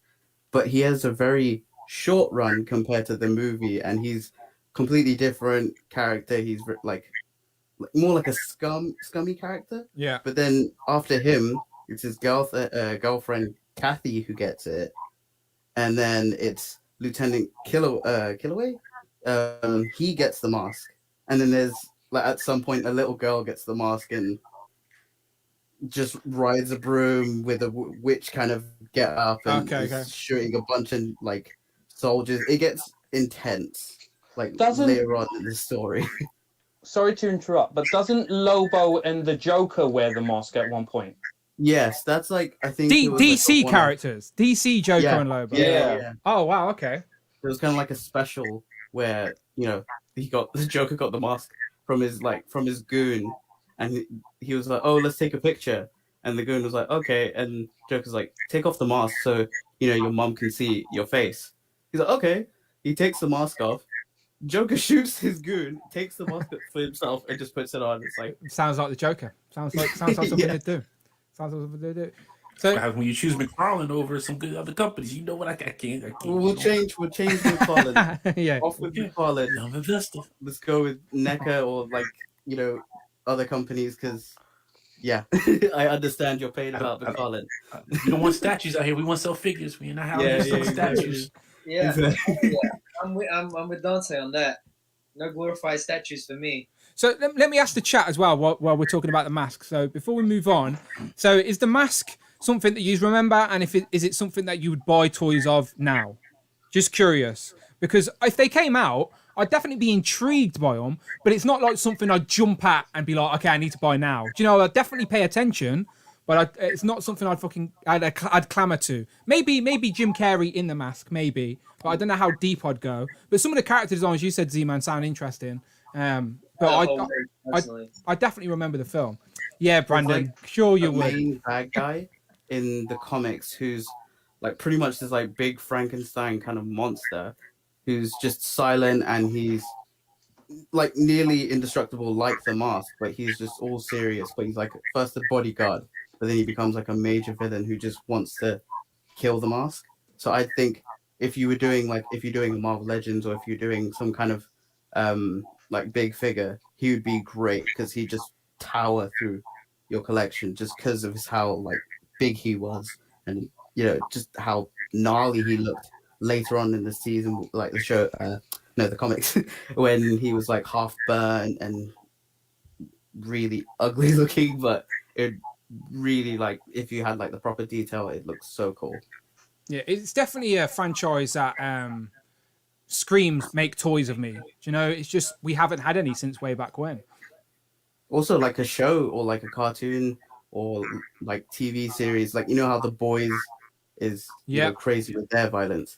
The mask in the comics is like either on that level, but it's beyond that level. That's a good sales pitch, by the way. Like a boys style mask TV show. Like I'd watch that. Like each season, different host for the mask, and like I don't know if Marvel if they wanted to buy the rights because then they could link it to Loki because he is the owner of the mask. So. Yes, someone just said that in the comic. Why? So yeah. Oh, because in the film they do say it was Loki's mask, weren't they? Yeah. I just forget about the sequel. We forget about the sequel. Yeah. Oh, it's Masked Kid, isn't it? It's a kid. The less said about the sequel, the better. Is the sequel a kid? Is it a sequel? I'm trying to remember. I briefly remember it. The sequel was like the dog. Yeah, I think it was a kid and the dog. And it was like Jamie Kennedy. We won't talk about that. See, I just said Jamie Kennedy. That was enough. I think my brain pushed that out because I can't remember. I'm just looking at the chat real quick. Phil Jones says, I think Jim Carrey mask would pop off the shelf. AB said, I would need a wave, but I would either buy a comic or movie Mezco mask. I remember a mask figure wouldn't be a must need, but I would manage to have space and money. Sure, why not? The before mentioned NECA version of the mask would be great. How yes, I would buy it. Cloud says I'd be surprised if NECA didn't do a Carey mask. Out of all the toy companies currently, I do think NECA would be the closest people or the more likely to do a mask sort of figure. Like you said, they've already got an Ace Ventura figure, and he's not very toyetic. Do you know the mask is very toyetic compared to the Ace Ventura? But curious. But great suggestion by the way, lads. Any final thoughts before you get out of here? Perfect. No, like, I ain't got none. He's like, Z-Man, you got one? No. Terry, you got? No, we're good. I'd say if they bring back Jim Carrey for a film and like make it more brutal, then I'm game for that. I think you said it best, like an R-rated boys style TV series, and the concept with a mask. I'd watch that all day long. But yeah, okay, Dante, before they get out of here, is the mask a toy line that you're taking onto your new toy company? Yes, even though Z-Man said McFarlane, Tanner did bring it back with NECA, so yes. Perfect, beautiful. Well done, lads. Well done. Just say the line for you. Any other guests that were planning just gone, nope, change that. Right. Yeah. People are crossing out McFarlane if they're thinking of that. Yeah. Not the way to win Dante. Okay, Z-Man, thank you very much. And Tanner, by the way, I should have been asking the other guests this, so I apologize to the previous guests. But tell people where you are online. Are you on Instagram, Twitter? I'm on Twitter as SuperTurk5000. I've got an Instagram. I don't really use it though. I can see toys in the background. Take some pictures of those toys. Oh yeah, I can see them. Everywhere. There you go. Take some pictures, my friend. And Z-Man, where you at? I'm on Instagram at Agent Z-Man, so you can find me there. Perfect. Nice and simple. And I apologise to the previous guests. I apologise to Cloud and Jamie. I should have been asking you the same questions. But I get flustered. But lads, if you can get gone, much appreciated. But stick around in the chat, and I'm very curious to see what other people have got. But great suggestion, and thank you for jumping on. Thank you, guys. Thank you very much. Cheers, lads. Beautiful. Great suggestion there with the mask. Very toyetic. Brandon, I do think it's worth a watch. Just to know of it. Like you said, you like Jim Carrey. So I'm surprised that if you like Jim Carrey, you've not seen The Mask. Yeah. Me and the missus rewatched it recently, actually, because we were going for like a 90s phase and we were just rewatching old 90s films and we come across The Mask. But yeah, beautiful. Okay, so next person. I think the next person is, let me check my list, is Nathan.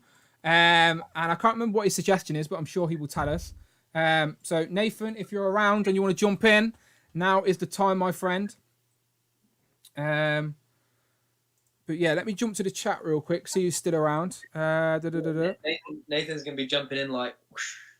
Oh yeah. So Nathan basically gets everything before Brandon and just rubs it in Brandon's face. All fun and games. Dante, did you get the Spider-Verse? Yeah, there he is. No, this is retro. No, that's retro. That's retro. My old standby favorite. Yeah, did you buy into the Marfex Spider-Verse ones? No, I went for the Sentinel one. Yeah. I think that's gonna be the best option. The curiosity got the better of me, and I had pre-ordered this before the Sentinel one was revealed. So I think the Sentinel one's gonna be the definitive version, though. Yeah. I had to go with the super soft goods on there and the detachable. Like the way it just works, I like it a little bit better. Yeah. I think for sure. Look where Dan's chest. Sorry, I'm trying to. You see something. No, you see something different to the stream. I was trying to post a social. I basically can't type in the chat while I'm streaming. We know what you're doing, Dan. This is how you're gonna start your OnlyFans account. Yeah, I know. This is a teaser. I'd make no money. Basically go. Cloud was posting his social, and I was trying to tweet it, but my keyboard for my computer is behind my laptop anyway. But go follow Cloud Fox 12 at Cloud Fox 12. That's fine. You were doing that too, but that's how you're gonna start your OnlyFans account. Yeah. If it works, have a peek. No, I'm joking. But then it's just gonna be Marvel Legends, like a picture of Dale. Yeah. I've got Deadpool with no pants on. That will work, right? That'll work. Okay, Nathan, where you at? If Nathan, if you're not around, my friend, then we'll jump on to the next person. We'll give you a couple of minutes, but I am running late, so I do apologise. I think the original times I give people were like half an hour late, so I do apologise. What was the other thing I was going to say? Is your nan around, Brandon? Can she be a special guest? Is she at your house? Listen, by the time, God bless her, she makes it up the stairs. Poor Brandon. We'll have been through 2 guests by now. Okay, oh man, I was going to say something though about the Sentinel. Oh yeah, because with the Marfex, when you pose him, the soft goods look good, but like vanilla poses, like action poses, the soft goods look good, but vanilla poses, the soft goods look bad. Yeah. So bad. I can kind of see that, and that's why I think I like where it's just like you can detach the arms, I think, and then pop the jacket on. Yeah, I think I think the Sentinel is going to be like, it's going to take the plastic of the Legends, which is really good, and it's going to take the import like articulation of the Marfex, which is really good, and make its own little perfect figure in the middle. Yeah, it's the cloth clothes on 6-inch figures. I just don't think anyone's perfected it yet.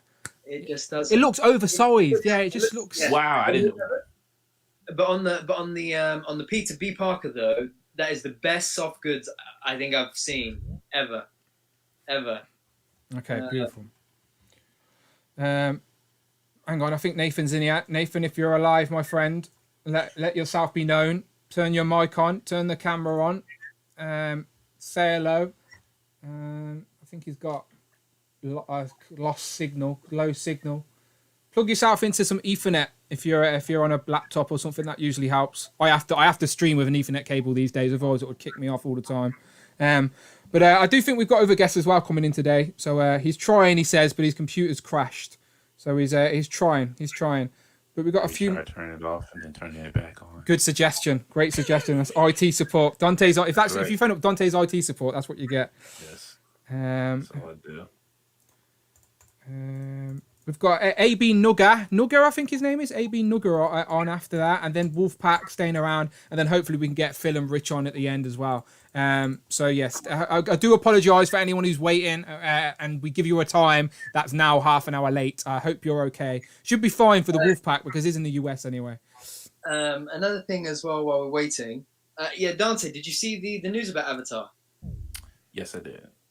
How epic is that, man? I'm happy for everybody, who's an Avatar fan. That's awesome. Like, Nickelodeon finally kind of stepping up and getting everybody what they want. Mm-hmm. I'm definitely happy for them. Okay. I think. Who's this? This Ralph.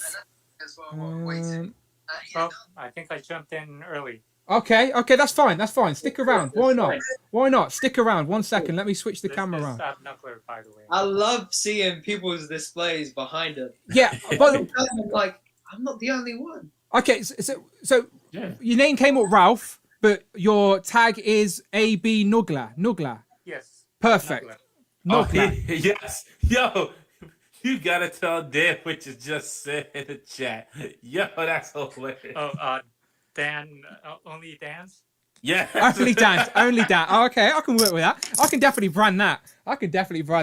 It's like no homers, isn't it? Only Dan's allowed. No homers. No homers.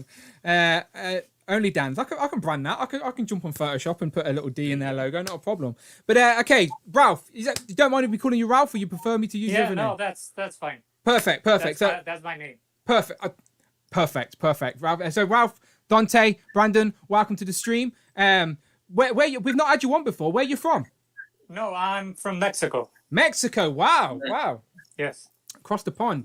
Much warmer there than it is here. Yeah. It is. Anywhere right now. Yeah, definitely. So if Nathan's around, I think Nathan, if you're trying to get your computer to work, you're still welcome to jump on. It's fine. We can have two at a time. It's absolutely fine. Just jump on when your computer's fixed. But until then, we will talk to Ralph. So what was your suggestion for a toy line? Did Rich ask you before you come on? Yeah. Perfect. Okay, before that, I know Dante's not gonna like this, but okay. I I told Tac that I would show this. So okay. I just got. I'll go full screen for it. I'll go full screen. Okay. Is that the Kickstarter? Yeah, I got it just 20 minutes before the live stream. Oh wow. Okay. Is that how it comes? All packaged? Is that sealed? Yeah. Well, it's blister, but you can open it. It's like collector friendly type vibe. Yeah. So but, it comes in a really nice package. I don't know if you can see it. Yeah, we can see what you're showing. I went full screen with you. Anyway. All good, beautiful. I just wanted to show that. Yeah. Dante's a big fan. Hey, Dante, ain't you expecting this in the post anyway? You backed this, right? You helped make this happen. I didn't know what I was getting into. That's the problem. He sold me false goods. It was a bill of false goods. False goods. You're gonna return it. I don't want it. I want my money back. So what happened? Todd said, it would be a fully articulated figure, and then it's like a statue. Yeah, it's a statue again. Yeah. Okay, Nathan, computer. Nathan, this isn't. I don't get it. Sorry, Brandon. I Nathan's think in we're now. good, I Your think. computer worked. What happened, Nathan? What happened? Tell us. What's up? I don't know. I don't think my computer likes me, to be honest. It's but- fine. Trust me, Nathan. My computer crashes on me in the middle of a stream with Brandon all the time. Trust me. I've been there. But welcome. You're here now. It works. We can hear you. Beautiful. So you and Ralph will have different suggestions. Glad to be back. But that is fine. We can talk through them. So you can both just stick around as we talk through some of these. What are you drinking there, Nathan? You've brought enough to share. What is it you're drinking? Oh no, sorry. A lovely. Oh, it's just an energy drink. Monster. Too much sugar. Just no alcohol. Right. Okay. So, Nathan, you're okay for a minute to stick around, right? And we go to what Ralph's suggestion is first. Is that all right? Yeah, that's all right. Perfect. Okay, Ralph, tell us, what was your suggestion? I'll just show off my lovely. So my suggestion is I would like some classic Hanna-Barbera or Ruby Spears Oh wow! heroes. Okay, let me see if I got a picture to show off. 1 second. Okay. Whatever you say next, Nathan, you got all the money. yeah. Got it. You're backed. Got it. Okay, so you guys on the call won't be able to see this, but the people on YouTube will be able to see it. I'll throw up a picture. Rich put together a few pictures for me. So you want a Hanna-Barbera, and who would make them? What style? Well, I was thinking either. First of all, I was thinking Mezco. Okay. Because they did a really good. Space Ghost. I know that. Ghost, Yeah. Here's Hanna-Barbera, right, as well. But I think Super 7 could also do them. Yeah. If need be. So for anybody who doesn't know, the picture's on the screen for the YouTube people, but it is Top Cat, Scooby-Doo, Flintstones, Jetsons. Well, I was thinking more like the superheroes, like Thundar, Blue Falcon, Birdman. Okay. I could even take Dastardly and Muttley in Mezco form. Yeah, they'd be popular. They've had toys recently in the Scoob film. I swear I've seen Scoob figures with Dastardly and Muttley. I loved their wacky race as a kid, and I used to always sing "Catch the Pigeon" if I ever seen a pigeon, and no one would get it apart from me. I'd be like, Brandon, if I sung "Catch the Pigeon" to you, would you know what I'm talking about? I have no. Catch the pigeon, catch the pigeon. It's wacky. He doesn't. Yeah. He doesn't understand like you and Ralph do. I know. Dastardly chasing around, trying to stop everybody. Oh my God, Ralph, you got it. You ain't gotta say no more. You got the money. Son. Okay. I enjoy. Yes. I no. Honestly, I fully agree with you. Like you're saying, Thundar the Barbarian. Yo, hands down. That would be a great little 3-pack right there. Yeah. Thundar, Oogla, and I forget the what's her name? Princess Adora, I think. Yes. Yeah. Yo, that right there. You have Blue Falcon and Dino Mutt. See if you can see this. Let me go full screen. I'll go full screen for you 1 second. Yes. So I have the Toynami figures. But I can see Pinky in the Brain as well.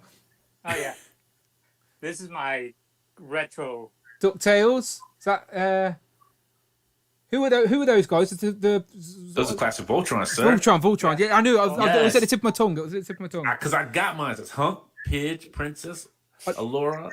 Yo, don't, oh my goodness. You got to take me down on memory lane right here. yeah, that's pretty cool. So those Toynami Hanna-Barbera figures are pretty good, but they're a little outdated. So I need me some.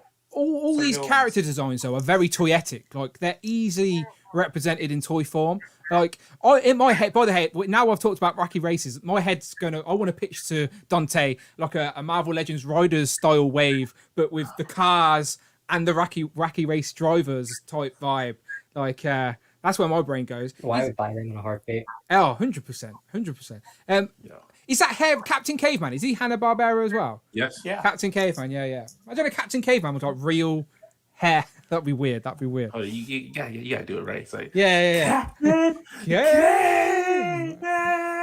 Brandon, you have no idea who any of these people are, right? I am lost. Okay, Brandon, you know who Scooby-Doo is, though, right? Scooby-Doo and the Jetsons. Yeah. Okay, yeah, they're in the same family. Yogi Bear. Oh, Yogi Bear. I don't remember a lot about Yogi Bear, but I used to love Yogi Bear when I was a kid. Okay. Yeah. Yogi's Yark Art. What was it? Yark Art? Was it? He's Hanna-Barbera though, right? Yeah. Yeah, But I'm saying, like, remember the one show he had? He had the Ark where all the classic had. Yes. I do, You have that. That's a vehicle. That's another vehicle right there. Yes. Yeah. Vehicle. Yeah, no, that's a great suggestion. And you also mentioned some films. Let me throw the picture back up for the YouTube. So you're talking Mezco. If you're making Mezco style pictures, you've mentioned a couple of films. So let's quickly go through there. And there's 3. I don't know if you can see the picture on the YouTube, but Rich put together Matrix, V for Vendetta, and Dread. They would all make great Mezco style figures. Well, seeing that we're getting the Crow figure from Mezco, I was thinking something like that. They could get some Matrix figures, V from Vendetta, even Constantine from the movie. Well, I think Mezco is the perfect place to make those style figures. And I think Matrix is like, they've got the 4th film is meant to be coming out this year or next soon. Surely that's a license someone should be looking at, trying to merchandise and getting it back out there. Mafex seems like Mezco seemed like the best. If I keep saying Mafex, I meant Mezco, by the way, people. But Mezco seemed like the best place to do a Matrix style figure with the big jackets and the guns and the glasses and. Mafex could do that. Yeah. I was thinking Mafex could do that too, but if I was to choose, I'd choose the Mezco ones. Yeah, no, Mezco would probably be the best bet for those style. But I just, as I said, I've only got a few Mezco figures. I just can't get into it with all the clothes and the jumpsuits and stuff like that. Yeah. So I would prefer someone like Mezco to do figures like that. But I do think Mezco would be the best place to do those style things. They're doing a John Constantine from the comics, ain't they? So they could easily put a Keanu Reeves head on there. Keanu Reeves is Neo as well, I guess, if they wanted to make from the film. And what do you say? Judge V for Vendetta is like the mask. That's easy to do, surely. I also put in Dread from the Dread movie, the Carl Urban one. Have they never made a Dread? Sure, I swear I've seen a Dread. I think they made a third-party one. Okay. But it wasn't really that great, and it was hard to get. Yeah, the comic version came with like the law bike. Yeah. Mezco did do it, but it came with the law bike, and then there was a separate. Actually, I'm sorry. So it was first when there was one by himself, and then they did the one with the law bike, and then they sold the law bike separately. Brandon, does this interest you in any way? You must have seen The Matrix, right? Please tell. If you haven't seen The Matrix, let me just hang on before you say anything. Let me just hover over the kick out button just in case the answer is wrong. So Brandon, let me ask you: have you seen The Matrix? I have seen The Matrix. Oh, thank God for that! I nearly kicked him. I used to run around the house. You know the like break your back kind of. Yes, yeah. I used to run around the house like I was. Yeah, that was me all. That. Yeah. There you go. There you go. That was just for you. I think I might have broke my chair doing that. Oh well. Imagine if I did that and fell over and then you just seen that shelf just fall on top of me live on the street. Well, just the show's over, folks. Thanks for coming out. Yeah. Not good. Yeah, got concussion by Thanos. Yeah. Okay, great suggestions. Great suggestions, Ralph. Moving on to Nathan. I'm sorry, okay. Hold on. Okay, go. Phil Jones has not seen The Matrix. Okay, well, Phil Jones is a moderator, so we may. Hey, Phil, you're a moderator. Can you kick yourself out, please? Thank you very much. Much appreciated. Kick yourself out. Phil, you need to watch Matrix. I made Phil watch Space Jam recently because when I found out he hadn't watched Space Jam, I said that was worth a watch. Matrix is definitely worth a watch, Phil. I think you'd appreciate it. From 1999. Crazy. Okay, Nathan, what you got for us? And Ralph, you can stick around. It's all good. Okay. So, known fact, I love video games. Okay. Like, basically, inject them into my veins type of thing. Okay. So, let me introduce you to my friend Cloud Foxwell. I'm joking. I was just thinking the same thing. Yeah. So, nowadays, no one makes any video game figures, maybe apart from NECA, and that's about it. I want The Last of Us figures, either by Hasbro or Medicom. Just give me them and I'll buy them. I don't have any, and it makes me really, really sad. The Last of Us. That's a very recent video game as well, isn't it? Like, that's a modern game, like PS4 and vibe, right? It's not like old. Yeah. Yeah, I'll throw up a picture for the YouTube audience. The Last of Us. I'm assuming a lot of people, even me, who's never played the game, I'm very aware of what The Last of Us is, and been very nearly have played it a few times actually. When it was on sale, I nearly bought it. But it's one of those. It's one of those things where I don't have. I know I would enjoy these games, but I know they consume so much time, and I know I don't have the time to invest in these games these days. Like I wish I did, but I just don't. But stuff like The Last of Us is definitely something I'd be interested in. Like at least there's doing a film though, right? Or a TV series or something's happening with The Last of Us, right? Yeah, I can't wait for that. It's going to be hopefully amazing. So for anyone who hasn't never played The Last of Us, has no idea what it is, Nathan, give us just a quick summary of what the storyline is and what happens in what is it? What is The Last of Us? So basically, it's an old man and a 14-year-old girl basically trying to survive I Am Legend. I'm glad you finished that sentence because the start of that sentence was leading to a very different type of game. I was like, oh, definitely don't need figures of that. You know what the best way to think of it? You remember Logan, right? Yeah. Oh, think of it as Logan, but on a longer journey. Logan and Laura type vibe. Right. Yeah. But Logan doesn't die at the end. That would be pretty good. I'd enjoy that. Yeah. And you just like kind of like I don't know what they call it. I forget what they call the monsters. Like they're not zombie-esque, but I think they're just called infected. Yeah, infected. So it essentially is zombies, sort of that type of vibe though. Like something's infected people. It's like The Walking Dead meets I Am Legend meets Logan. Right. Okay. But you still have regular people in the world though too. Yeah. Have you played it, Brandon? No. Ralph, have you played it? Yeah, it's a great game. Would you like figures of it? That's a shame. Oh yeah, there's actually some Chinese third-party 2-pack 112 figures coming out. Nathan, you need to get on there. I've just seen in the chat as well. Robbie Hart says VC Toys has The Last of Us on pre-order on their site. Is that something that you'd be actually interested in buying, Nathan? Because this toy line you're dreaming up actually exists. Someone's making toys. I mean, I was gonna say it was out of my price range, but then again, I have these, so I don't know. They're Mesco type figures. Yeah, then I might have to skip. Brandon, I'm not a fan of. Brandon, you recently got the third-party Logan, right, or the third-party Wolverine, and that looked really good. So it would be that style stuff. Did you like that figure?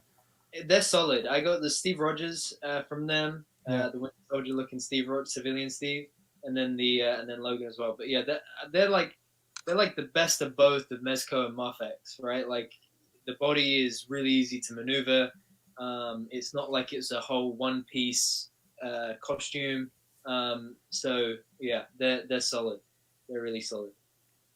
Rich M says Logan dies? Question mark? I think you just spoiled something for someone, Dante. Oh come on now, Rich. Yeah, some time now. Look, I can't help that now. We're years. It's not like it was days. We're now years into this, Rich. Now, come on, Rich. You can't be mad at me for that one. Producer Rich now. You can't be mad. Monday will be the 4th anniversary of Logan. 4th anniversary. That's crazy. That's crazy, isn't it? 2017, I guess. Away from you, sir. You gotta go watch it. I was on a school trip or a university school trip to Berlin, and that evening, everybody went to like this beer garden to go get drunk. Like the students, the faculty, everybody. Guess where I was? Logan. Watching Logan. I was watching Logan at cinema in Berlin. I wouldn't expect Brandon to do anything else. You made the right choice, Brandon. Made the right choice.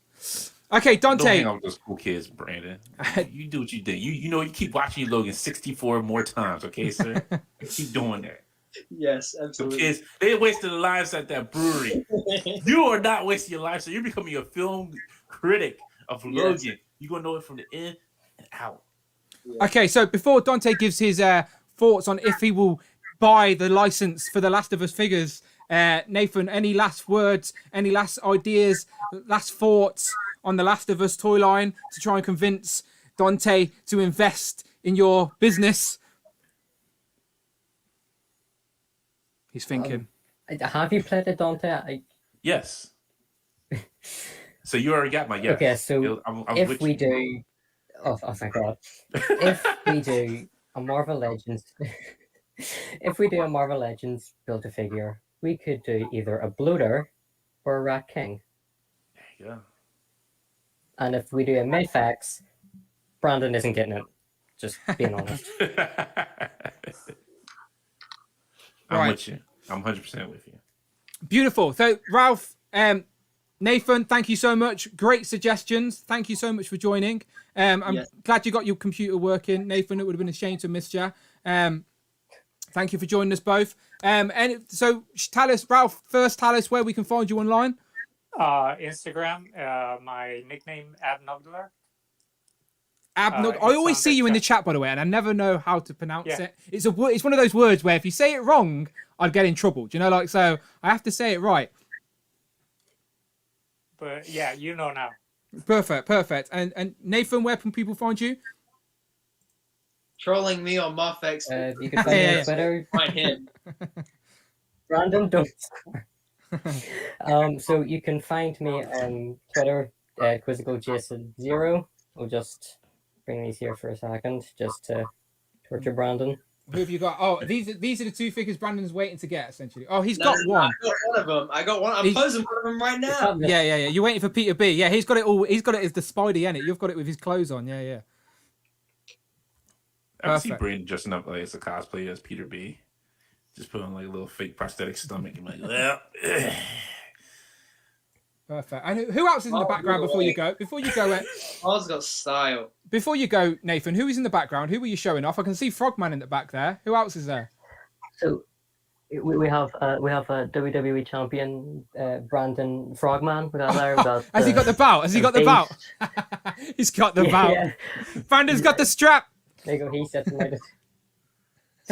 on my like this. Rolling. Frogman champion.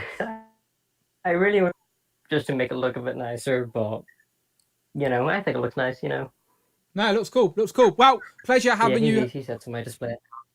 Pleasure having you both. Right, I'm going to kick you both out now so we can get some more people in. But thank you for jumping in. Much appreciated. Please stick around, and I'll definitely have you on again very soon when we do this again every month, hopefully. All right. Perfect. See you later, guys. Bye-bye. See you, gentlemen. Later, guys. Bye-bye. They'll be ready to kick people out. Sorry. Goodbye. Kicking everybody. Stay there, Nathan. Stay there. There you are. Stay there, Nathan. And you're gone. Beautiful. Thank you very much. Beautiful. He's ready, man. He's gonna kick us out next. He's like, bloop, bloop. Honestly, I don't know. I don't know. How he does it. Every week after the stream, we have a little chat, and he's like, bye-bye.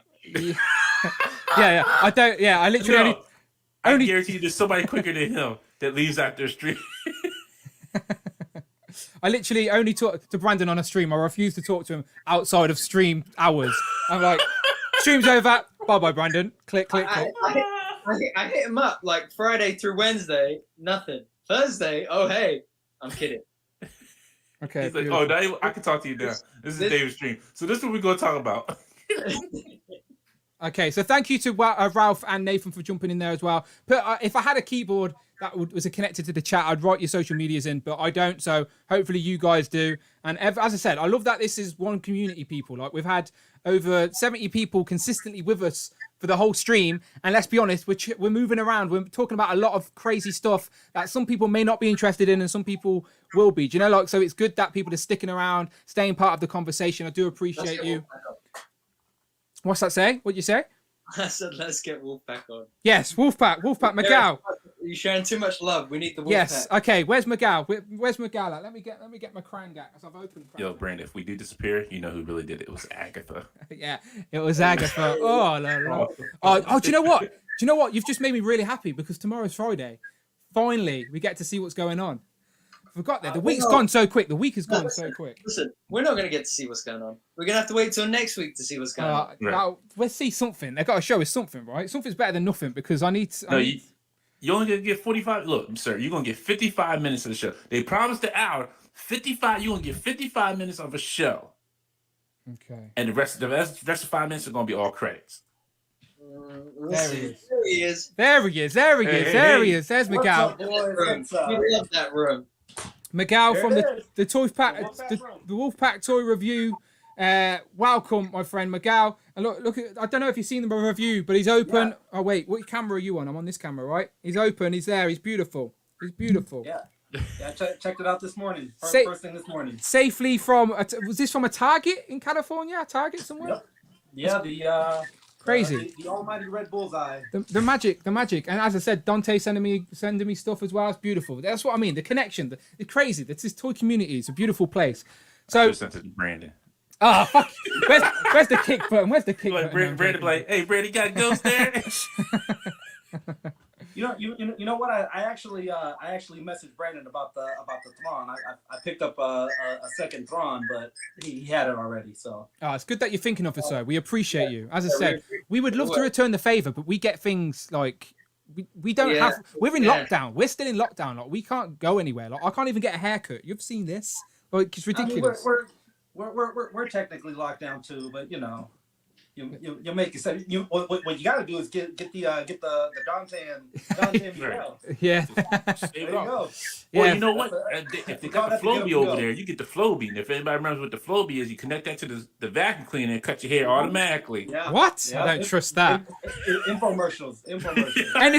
Anything you attach to a vacuum cleaner to cut your hair, do not trust that. It had extensions, so you can have your 3 3/4 or your 6-inch.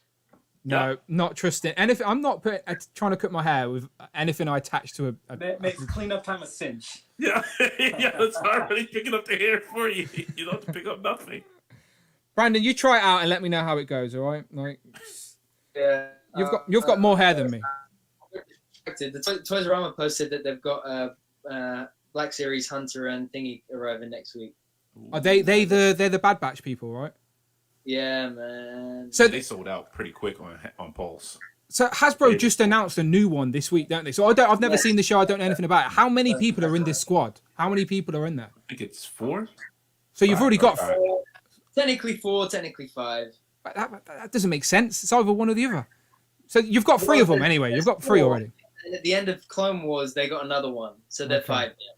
DJ Khaled joined them. Another one. So you've got 3 of the 4 already. That's not bad. That's not too bad, I guess. Then. Yeah. Yeah, but I'm trying to remember which ones are releasing when. 2 should be in the next couple of weeks, and then the 3rd one is August at the moment. The one that Rectangular said was too small. Yeah. Yeah.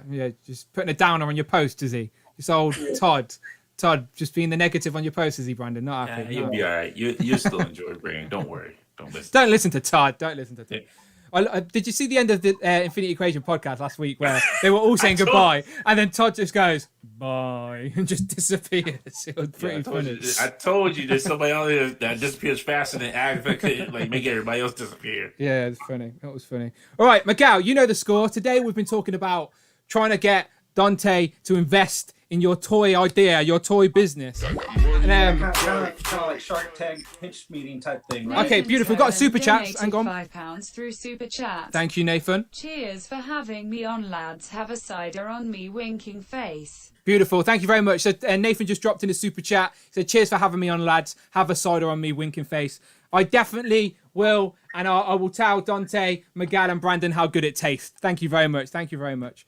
Right, Miguel, get back to it. What were you pitching us? All right, so super producer Rich, I'm hoping he shot you a couple visuals. He sent me one picture. I'm afraid we're busy people. Let me get it up. I told you, this week I've just. I like how he said that. He's like, we're busy people, but he doesn't talk to Brandon for like 3 days. Okay, so you know me. I like to prep stuff as best as I can, but like the last couple of weeks has been hard. But I have got a picture. The YouTube people should be able to see it right now, and it's an interesting choice because I swear these toys are being made already.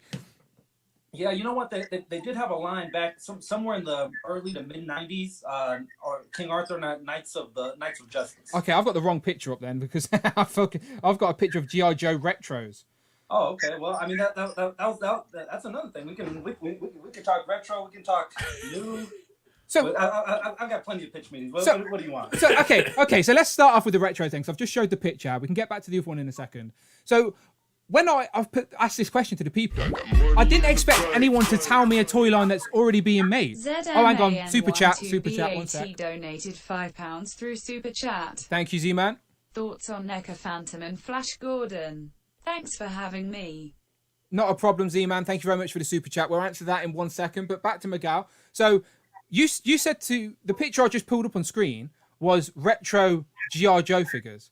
So what is wrong? You're clearly not happy with what's currently on the market. So explain to us what you want. What are you after? Okay, so I'm an 80s baby. Grew up in the 90s, right? Yep. These that we have right now, they're not them. They're not them. And anyone who played with them from 86 to about 92 will tell you they're a lot flimsier. They went more with the classic series of Star Wars. You know, where it's. With the old ones, used to be able to kit bash them with all you needed was a screwdriver and some ingenuity, right? You could tear them apart. You could really kit bash them then, and pretty much do whatever you want with them. Let me pull out one just as a quick example.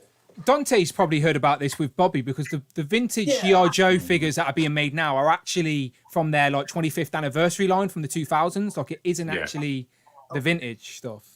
So Storm Shadow is a perfect example. Sorry, the ring light's kind of making. Sorry, I'll go full screen. I'll go full screen. There you go. So Storm Shadow's probably a perfect example here.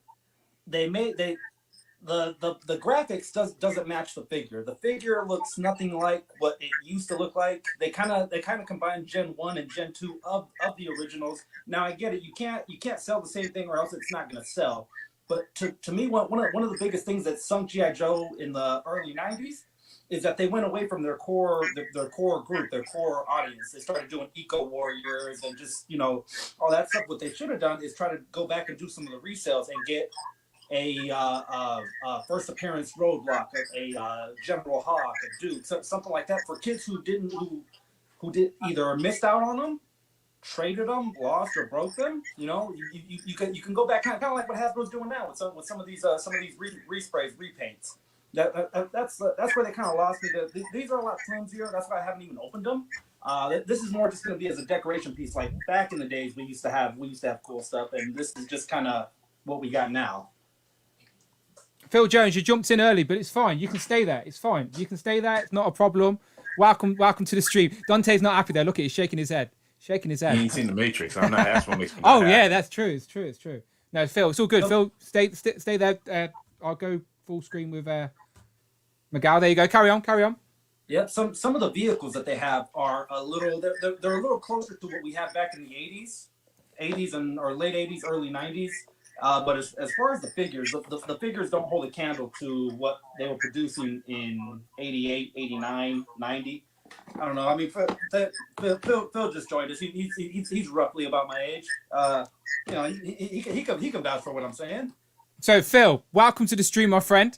G.I. Joes. What's your verdict? Do you want retro G.I. Joes? No, you're muted. Have you muted yourself? I can't hear you, Phil. Are you piloting in planes? Are planes landing or something? What's going on? You're clear for landing.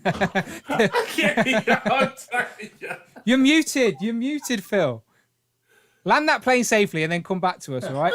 Dante, what do you think about retro G.I. Joe figures?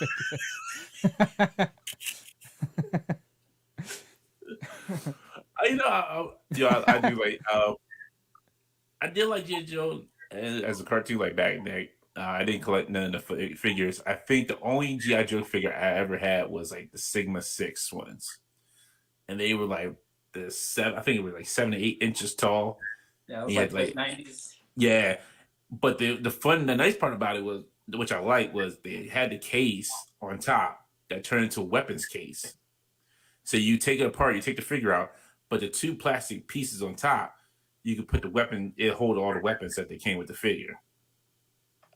Yeah. No, my into G.I. Joe in the UK, obviously Action Force. We all know Bobby Valler's now taking that over. And also Action Man as well. Like G.I. Joe essentially got rebranded by Hasbro to be Action Man. It was like orange and black packaging. Brandon, you'll remember Action Man, right? Because you were a kid in the 90s. Yeah. Phil, you'll remember. You got your mic working, Phil. You there? No, still can't hear you, Phil. What's going on? Phil, do you know sign language? We can talk via sign. There you go. No, that's the Macarena. That's the Macarena, Phil. That's the Macarena. Okay, so Miguel, for the record, like as I said, that was my in for G.I. Joe, and I like the concept, but like you said, it's not proper retro, so I completely get what you're saying. So do those figures, like the one that you showed up, they don't have the screws in it, they're not old school, they're the more modified toys? Yeah, they're a little. I mean, just weapons alone are not the same weapons that they used to have, and just I don't even want to open them just because of the letdown that I'm gonna get from these. For me as a collector, I think these will just stay carded as almost like deco pieces because of the letdown that'll happen when I do open these up. Yeah, that's a shame. They're really good figures, and I know for retro collectors that's sad to hear. You almost like you wish they would just go back to screws and rubber bands at this point. They don't last long in the UK. Like all of the retro figures like the ones you're holding up now, Miguel, they're all sold out straight away. Yeah, they don't last long. Same in the States. They go quick. Yep. Phil, you're back. Phil. Can you hear me now? Yay! Welcome. You're in. It's like you've changed outfit and you're in a different room. Like it's like I'm not sure that's still Jones. My beard's grown big as well. No, but it's like just from. Oh, okay. It's like this is a much better quality than the previous one. Like the last one was so dark and it's like you were in black and white. He was doing his best Sting impression. Leave him alone. It's all good. Did the plane land safely though? That's what I want to know. Are those passengers okay? It did. We've taxied and good. Claims ongoing. Beautiful. Phil, welcome to the stream. Called Tools UK, of course. Were you retro? Were you retro G.I. Joe go? You like G.I. Joe go? Sorry. Well, I was Action Man before in the UK being as of old course, as I yeah. am. Same. We never really had G.I. Joe, but I did have Shipwreck. Yeah. Here's the parrot, the one with the parrot on the shoulder. Yeah. The sailor. So I was watching another video this morning, and somebody said they really want a Shipwreck in the 6-inch line. So if there's I'm getting G.I. Joe figures, but if there's a Shipwreck, I'm all in. Yeah, no, they get to a reimagination of some sort of pilot or not pilot, well, sailor of some degree, and they give you a little. It'll happen. No, I guarantee you, they'll take away his parrot and give him an eagle or something. Oh, that'd be crap. Wait till we get a Serpentor or a Sergeant Slaughter. You think it's hard to find some stuff? You can't get Sergeant Slaughter. You're not getting Sergeant Slaughter. I'm afraid Bobby Valler's got that guy locked down. He can do like Sergeant can license himself because it's just basically him just licensing himself. Okay. So it's not like with Bobby just has like his license. Like if Hasbro came to the Sergeant and was like, hey, we want to do a Sergeant Slaughter figure, and he's like, all right, cool, whatever, go ahead. Yeah, because it'd be considered like two different lines. Yeah, it makes sense. Two different characters. Makes sense. I like the one Bobby's. Oh, we got the cat making a cameo. Got the cat there. That's awesome. Hey, for the views. Yeah, I know. Brandon had his dog on once, and I was like, yes, more views. The dog. That was so funny. Right, Miguel, what was your... So G.I. Joe, everyone's... like G.I. Joe's back in the zeitgeist. People are talking about it. The classified series are out at the minute. People, obviously, they're hard to get. But what was the toy line that isn't out that you'd like to be remade or made? Well, it was made back in the mid-90s, but it was at a smaller scale, somewhere around the 5-inch range. I think they used like the He-Man style, but it was King Arthur and the Knights of Justice. Oh wow, okay. If you've never heard about it, let me give you a... Please do, because I haven't. I haven't, yeah. And I'm sure Brandon hasn't as well, looking at his face again. Yeah, no. The last hour of this stream, Brandon could have took a nap and he would have come back and went, anyway. Circa 1994, let's say. The New York Knights. The New York Knights are an American football team, and they're on a bus going to another town to play or fight another team, and they magically get whisked back into medieval times. Become the Knights of the Round Table. Their quarterback's name is Arthur King, and he becomes King Arthur. Did it have a cartoon? Did it have a cartoon? They had a cartoon. Yeah. I'm sort of something's tweaking. The branding, the merchandise was there. They had a cartoon. They had a Super NES game that was Apparel and lunchboxes for a time. Yeah. I believe it was a season and a half, and it ended on a conclusion. So you never got to see if they ever made it home. So kind of open the books back up, open Merlin's magic book back up, if you will. So who made the toys originally? I want to say it was Kenner, but it could have been Mattel. It could have been Mattel because they had similar body molds to the He-Man, Masters of the Universe. Okay. So actually, it's September 13th, 1992 to December 12th, 1993. All right, 2 seasons. That's all it got. So I was 4, and Brandon was just a glimmer in his mum's eye. He wasn't even around yet. I was not. Yeah. So So if these were remade, who would remake and what style? What would you want? Okay, so I'm gonna stay away from the statues. Yeah. Toddy Mac, right? Build a figure of the year right there. I'm gonna go with... You lost him again. You had him, and then you lost him. Yeah. Yeah. I'm gonna go with one no one said a whole lot about, and I'm gonna go Diamond Select in interesting. In the 7-inch range, just because the Knights had so much armor, so much detail. From King Arthur to Lancelot to Guinevere and Merlin, even the bad guys. The bad guys were probably even cooler than the good guys in this cartoon. They had a guy that didn't say a word, looked kind of like Sauron but with armor. There's just Diamond Select is really good at getting the detail down with their properties. Maybe not so much the articulation, but detail look wise, you can stand them in pretty cool poses. So I would pull for a Diamond Select of King Arthur. Rich M in the comments says Mattel did the original figs, and CJ's jumped in as well. So welcome, CJ. Always good to have you in. So is this something that you watched, Dante, or even Phil? Is anyone familiar with this? Because again, it's not something me and Brandon can clearly remember. Yeah, I remember vividly because I remember. I think at one point it came on early in the morning, right before I went to school, and then they changed it. Like they would do this a lot. Like cartoons come on early morning, right before you go to school, and then they would change the time slot to like right after you got home from school. Yeah. And it'd be like a full hour block or a 2-hour block of cartoons like after school. But yeah, I do remember this. I still have my King Arthur. Oh wow, the original the Mattel toy, the 4-inch. Oh wow! Did they come? Cool. He had you can lift his visor up and you saw the exposed face of King Arthur. It was real cool. They came out on the weekends, but yeah, like Dante said, the networks kind of shifted them around, so it's not like today where you can stream whatever you want. Of course, of course. I remember those days, of course. But you know what he had? A cloth cape. Wow. Yeah. This? What's that?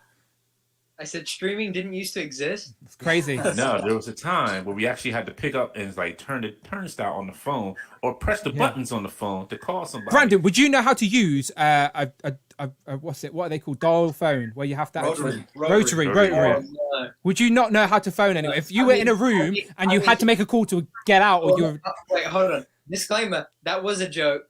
I do remember VHSs, Saturday morning cartoons. Thank you, baby people. Let me just, in case no one in the chat got that joke.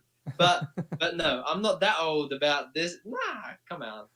I remember landlines. I like you say that like it's a memory. I remember my mum shouting at me to get off MSN Messenger, because she wanted to use the phone. That was me. I was there too. MSN. Yeah. I still don't know what MSN stands for though. Microsoft. It's Messenger. No, it's Messenger something. Messenger Service Network or something like that.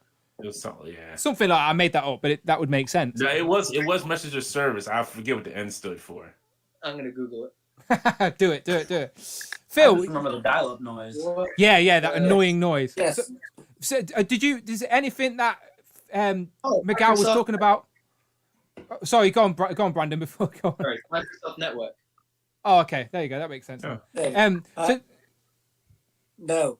Oh, okay. There you go. Short answer. Nice. I'm not sure if you got that cartoon over here. I'm not sure. That's what I'm thinking. I'm just thinking it's not something that hit us because I don't even remember seeing the toy line in Toys R Us or anywhere like that. So maybe it didn't make it across. This wasn't picked up. Yeah. Maybe be able to correct me on that. Which is weird because you would have thought like I mean, Arthur, Lancelot, Guinevere. That's right up our street, right? I mean, those are all British legends. Well, So here's the funny part. the team was they were American football players too. Yeah. So Yeah, maybe that didn't translate. that's probably we probably went a show about American football. No thanks. That's probably what the network said. One thing about that show is that they had cultural diversity. There was Caucasians, African Americans. I believe there was a couple Latinos, maybe even Asians. So that might help sell a toy line now. Oh, good. No, should just be the way it is anyway. Like it's crazy that even in the 90s, something like that was so unique. Do you know? It's sad that it was the way, but hopefully those days are long gone. Avi Arad, who was the Toy Biz chairman and CEO and founder of the Marvel Studios, headed up that show. Wow. Yeah. He was all about diversity. So good. that's why. There was a period in the mid 80s where NFL was massive in the UK. There was sort of like a bit of a boom period, like when the fridge was massive. Yeah. So that's about 85 and then around WrestleMania 2. Didn't London or Wembley have a team? Didn't we try and make a team or something like that? Yeah, the Broncos, yeah. Yeah. Broncos. And there was the European League. And I think they sort of given up on that in lieu of, obviously, COVID doesn't happen, but with the Jaguars playing a game every season. And there was talk out here that the Jaguars were going to move to the UK and be because Tony Khan, he owns Fulham. Yeah. I know. I'm a big AEW fan, so I know I follow Tony Khan, and I know he talks about Fulham, and then he switches to AEW. So yeah, that would make sense. It makes sense. It would. Okay, cool. Phil. Okay, Miguel, you can stick around. It's all good. Did you have any crazy suggestions of toy lines that need to be remade or would want to get made or? Well, so Rich asked me the question earlier in the week, and I was trying to think, and everything I've sort of grown up with and been nostalgic about has probably been remade or still going. So it's like Star Wars, but in a good way, as in like it's like that's why we're spending so much money at the minute because they're making this stuff. Because I always say the people that are our age now and now in charge of these companies are in positions of power or in creative spots where the toy companies are the want to make the stuff that's nostalgic to us, and we're in the golden age. Yeah, but there is one I've thought of which I believe is a Hasbro owned property, and I think they did a little bit with it recently, well maybe in the last 2 years, and that's Mask. Yeah. As in not the mask, not the Jim Carrey mask that we spoke about earlier. Not the Jim Carrey mask. Mask, yeah. Sailors, fighting all the time. Yeah. Boulder Hill and Matt Tracker and all that sort of stuff. I'd love to see a 6-inch range of Mask, but the issue with that is very vehicle heavy. Yeah. And a figure, or you could get separate figures, but it's mainly that. So it costs in the 6-inch scale. It would cost a fortune for them to make all those vehicles and stuff. So yeah, Super 7 have been talking about how hard it is to make vehicles in this day and age because the cost of making toys now seems to be so much more than it was back then. So vehicles. That's why with Legends we only get bikes, and we haven't got a Punisher van yet or anything or whatnot. But I'm still holding out hope. At least I'd love. Yeah, I'd love a Punisher van or something, but yeah, vehicles are harder and harder. Like G.I. Joe, for example, what have we got with them so far? Just Baroness's bike. That's it. Yeah. And they've got loads of options as well. But yeah. I guess Baroness bike. Yeah. That Baroness will come out single packed as well soon. That's surely in a matter of time. Matter of time. Brandon, did you have any suggestions? Did you have anything? Because I know you wanted to talk about Avatar. Where's Rich? Rich, if you're about, jump in the link, my friend, for the last bit of the stream. Are you all good to stick around for another 15-20 minutes? Are you all right? I actually do have to dip. I do apologize. Do not apologize, my friend. You've stayed much longer than I originally. It's my fault for being late today and being unorganized. But if you need to get gone, that's absolutely fine, my friend. The link post, by the way, in the chat, the pinned post for the whole stream has been the link to the Infinity Equation podcast. If you still don't know, then Dante is the host of that podcast every Friday night. One of my favourites in this toy community. Just a good time with good people. Pleasure to have you as always, Dante. Always welcome. But tell the people where they can find you online. Otherwise, you can find me on Dark Joker Zen on Instagram, Dark Joker Zen on Twitter, and a gaming system. Usually it's Of course. just our jokes. We still need to get on Warzone. It's just the time Yes. difference is killing us. Yeah, Because, the time difference Yeah, is hard. Bro. yeah. Usually on the weekends I can do it. yeah, we're trying to make it happen. And just real quick, if you haven't seen Retro Blasting with Michael French, it was me, Dave Vonner on there. We were talking about diversity in figures. And it was just a great conversation to have about the figures that of color that we don't have and that we need to get, and how they influence a lot of kids growing up, especially us growing up with old school cartoons and comics, that we didn't have those characters to look up to. So it is a very good talk. I enjoyed it very much. It was definitely good. So if you haven't checked out, go on Retro Blasting YouTube page and please give it a watch. And I really enjoyed that. Thank you. It was fun. I enjoyed it. It was a great conversation to have. And then please help us drive Infinity Equation up to 1,000. That's 20 for 2020 on the Ricky Days podcast of the 2020 year. Because I'm starting branding everybody. I'm about to brand this show underneath the Infinity Equation brand. I'm branding Wolfpack reviews. I'm branding everything underneath it. I'm going to be the Hasbro of podcasts. Creating the Infinity Equation Network. That's what it needs to be. Right. Yeah, thank you, gentlemen. It was a pleasure. I appreciate y'all letting me come on here, have fun with you guys. Thank you. As Thank always. you. Thank you. We'll see you soon, Dante. All right. See you. Have a good night, guys. Bye bye. And so Dante leaves us, but can we get a round of applause for super producer Rich, please, everyone? Yeah. Super producer Rich. Honestly, Rich, I say it all the time, but I want to say it now publicly for everybody.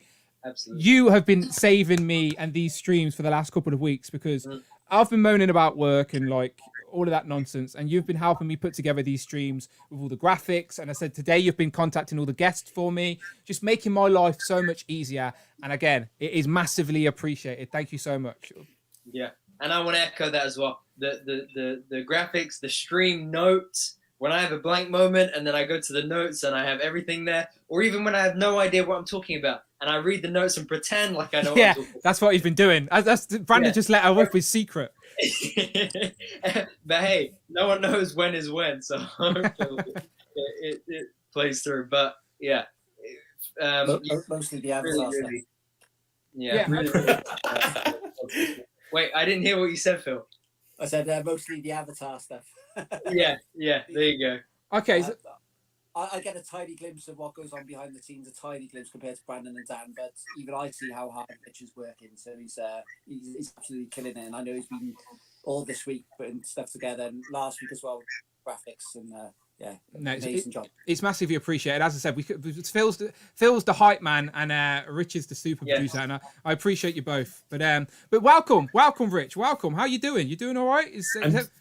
Doing good. Like Nathan's demands tonight, man. Oh. What was on his rider? Was his rider? It was like lists of it. You should have seen there. I just couldn't believe it. I was like, oh. Was that big energy drink he was drinking? Was that on his rider? You're like, I was like a case of them.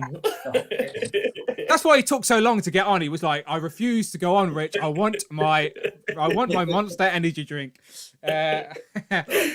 Little note to Rich, I'm still waiting for my case of brains essay.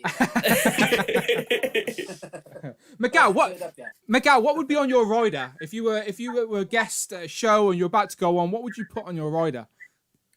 Put on a rider?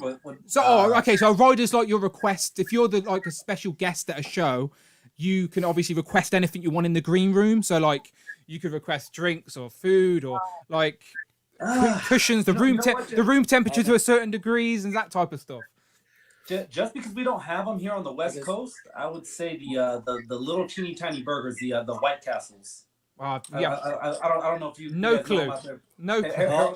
Isn't there a film about White Castle? Yes. Yeah. I actually went to. I was lucky enough to go to the Star Wars celebration in the last one, 2018, and by the convention centre, there's a White Castle, and I went in there on the last day, and you can like. The burgers are very small. They call them sliders. Is that right, Miguel? Yeah. Sliders. Okay. Sliders. But the chips are crinkle chip, which all the Brits will know about. Yeah. Crisscross. Crisscross. Like kind of wedge, kind of. Oh, okay, yeah. Like Cane's Winkle chips. Yeah, I know what you're saying. Like again, Sainsbury's or something. Yeah, I know what you're saying. It's not French fries. Brandon, do you remember crinkle trips? I'm joking. You can still buy them. I'm joking. I was hoping you weren't asking me seriously because I was like, I don't have any notes from Rich on this one. Yeah, no crinkle chip notes. McCain started in 1950. No, I'm joking. Before we move on, relate White Castle to something that we know. Is it like a McDonald's? Simple as that. Yeah, but it's. I mean, Phil would know what is more in your region, but they're just really small burgers. You get them in like a wimpy. Wouldn't you have to order 8 of them just to be full? Like, yeah, surely, and it's totally doable. You can have 8 of them and okay. be like, okay, well maybe that's like having 2 burgers. All right, Miguel, when I do that tour of the US, you're taking me White Castle, all right? Yeah. Getting some sliders. I'm going to find a picture of White Castle and I'm going to drop it in the chat every day. Cheers. Rich, so unfortunately, Mark Tack couldn't come on, but you wanted to briefly mention some of his ideas still? Mark Tack put a couple of good things. He's not well tonight, but he got some good suggestions. Get well soon, Mark. Get well soon. So he said Visionaries, Night to the Magical Light, like these guys. All right, let me full screen, so because as we know, Rich's collection is impressive. And these are the ones with the holograms in the middle, ain't they? Yeah, so this guy's a gorilla. He was one of the bad guys, Cinder, but there was like a whole range of them.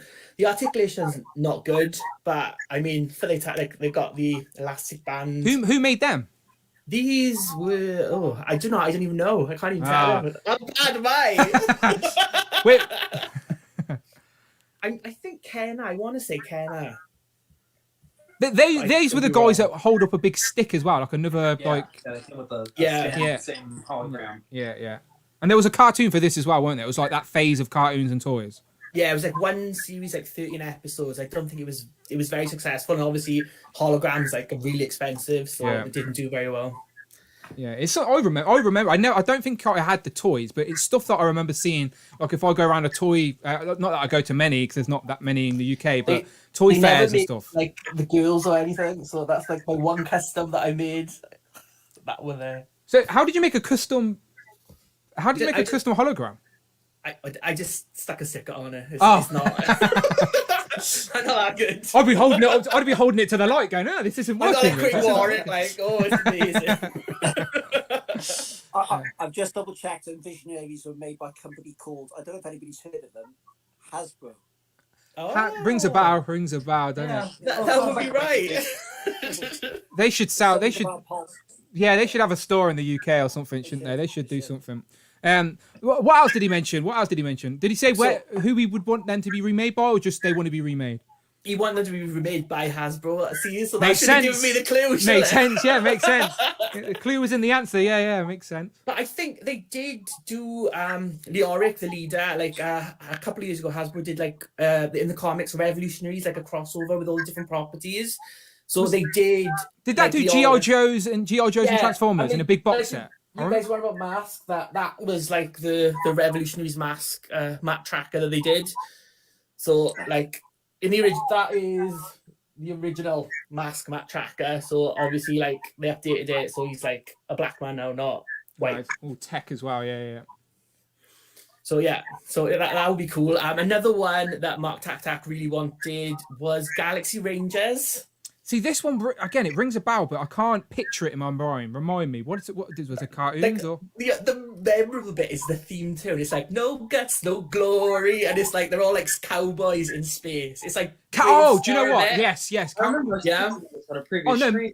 Maybe I'm thinking of Brave Star then, actually. Yeah, I was thinking Marshall Brave Star 2, kind of space cowboy. Yeah. Brave Star is one. This is like a team of 4. So there's they're all like cowboys. So you've got this red-headed girl who's like a psychic, and then 3 blokes who are one is looks like Clint Eastwood. He if you watch the blonde guy, he looks like they just copied, traced Clint Eastwood. But it's got really good animation in it. Okay. It's from the guys who did Akira, the film Akira, which was another Mark Tack suggestion, but I know nothing about Akira, so I can't tell you nothing. Mark, when you're feeling better, we'll get you on and you can teach us. Definitely. Teach us all about it. Do you have any... Profits, right? No guts, no glory. That was the theme tune to that. That was the memorable bit.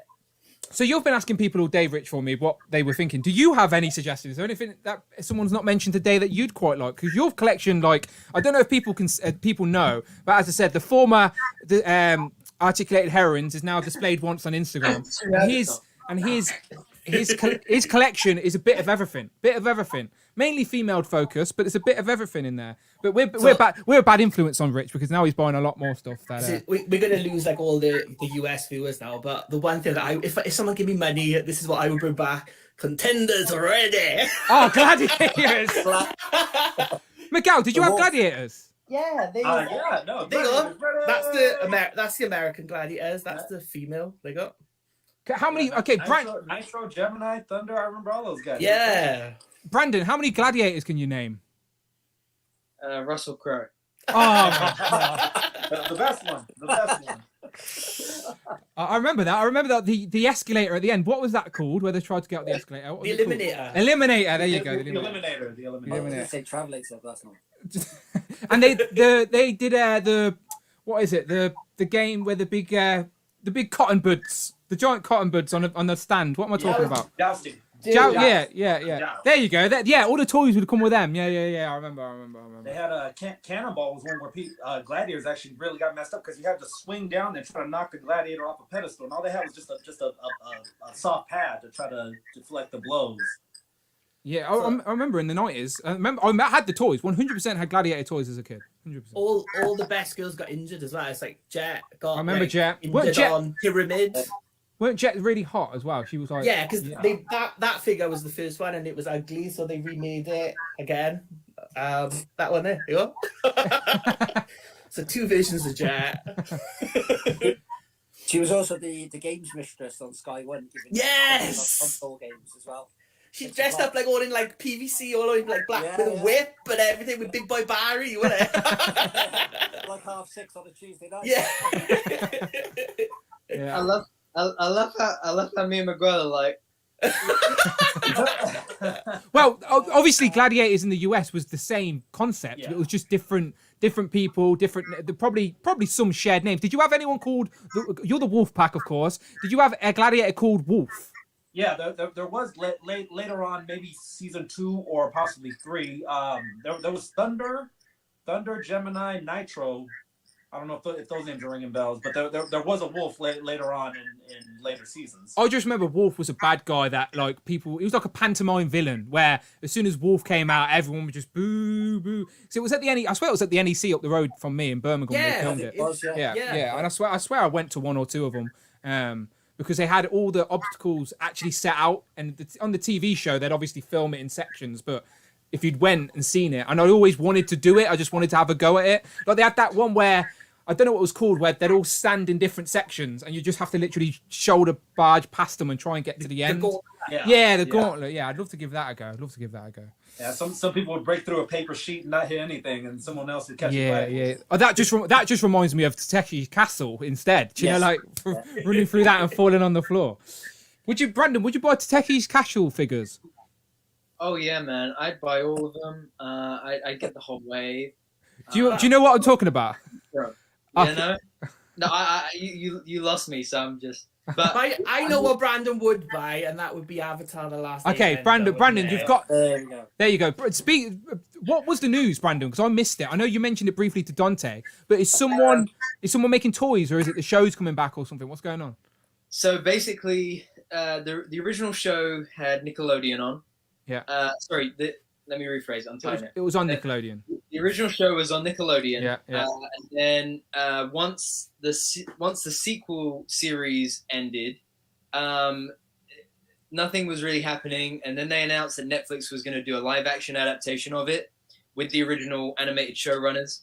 And then last year, the animated showrunners departed the project because they didn't really see eye to eye with how Netflix wanted to take Avatar as a franchise. And then the big news came yesterday. Nickelodeon have created a new entertainment division called Avatar Studios, in the same way that you would have Marvel Studios at Disney. Oh, okay, yep. So, and Avatar Studios has the original showrunners, the original creators, and it's dedicated to creating all new content for the franchise. So, TV series, theatrical films, streaming series for TV, or streaming films for streaming, and role-playing games.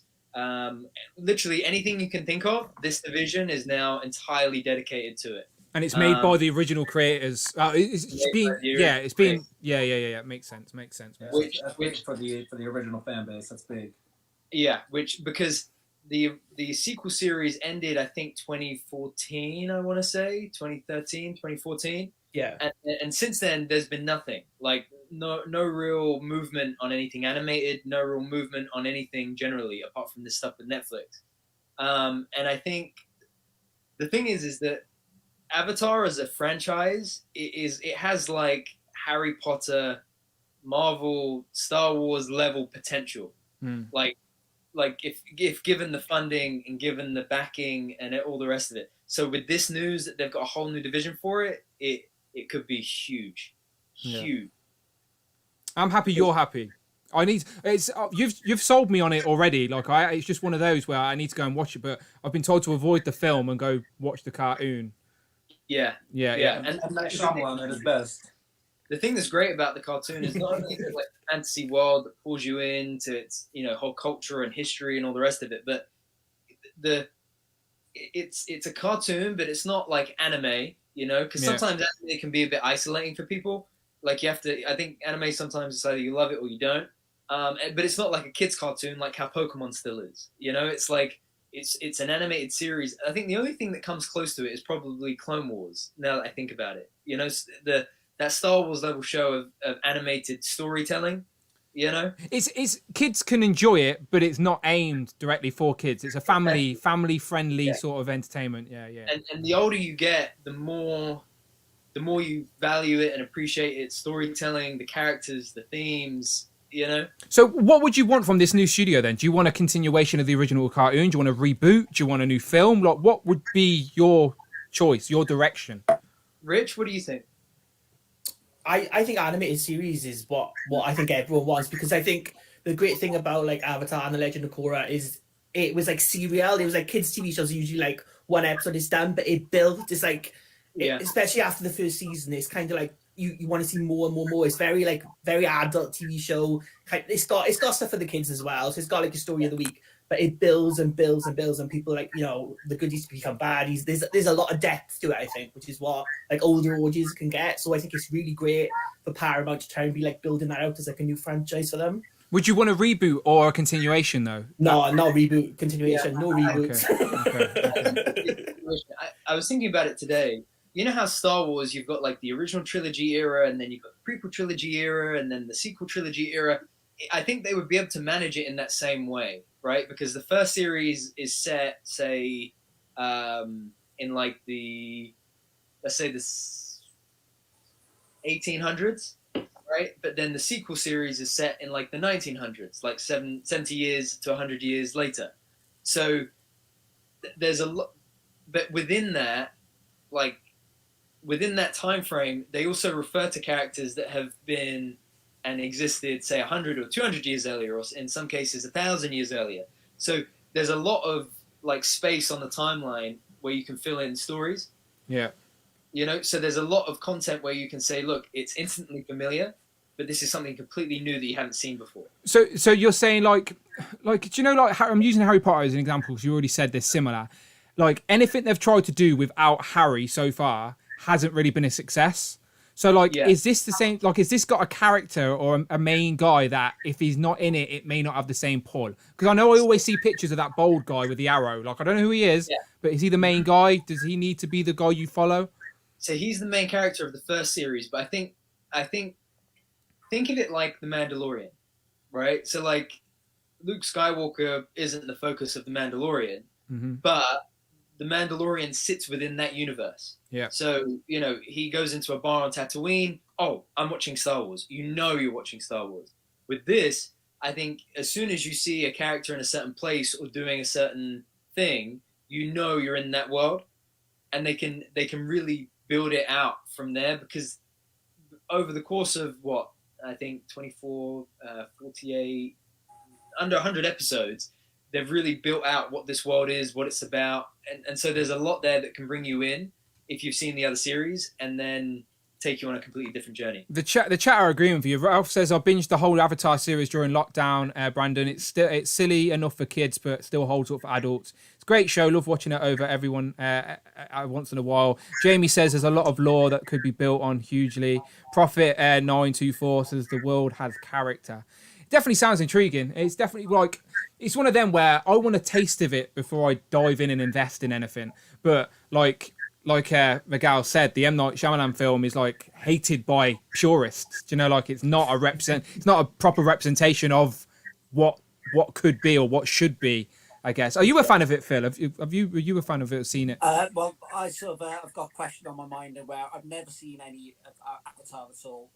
And when I first heard about Avatar, it's at the same time as the Avatar movie, which is totally different. The Blue People movie. Yeah.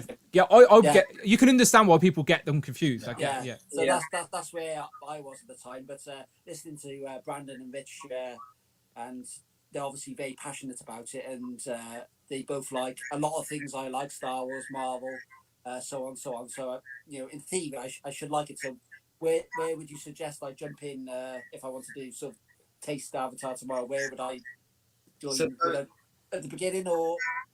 Yeah, so Netflix and Amazon Prime have all of it. So you would start with Avatar: The Last Airbender, which was the first show.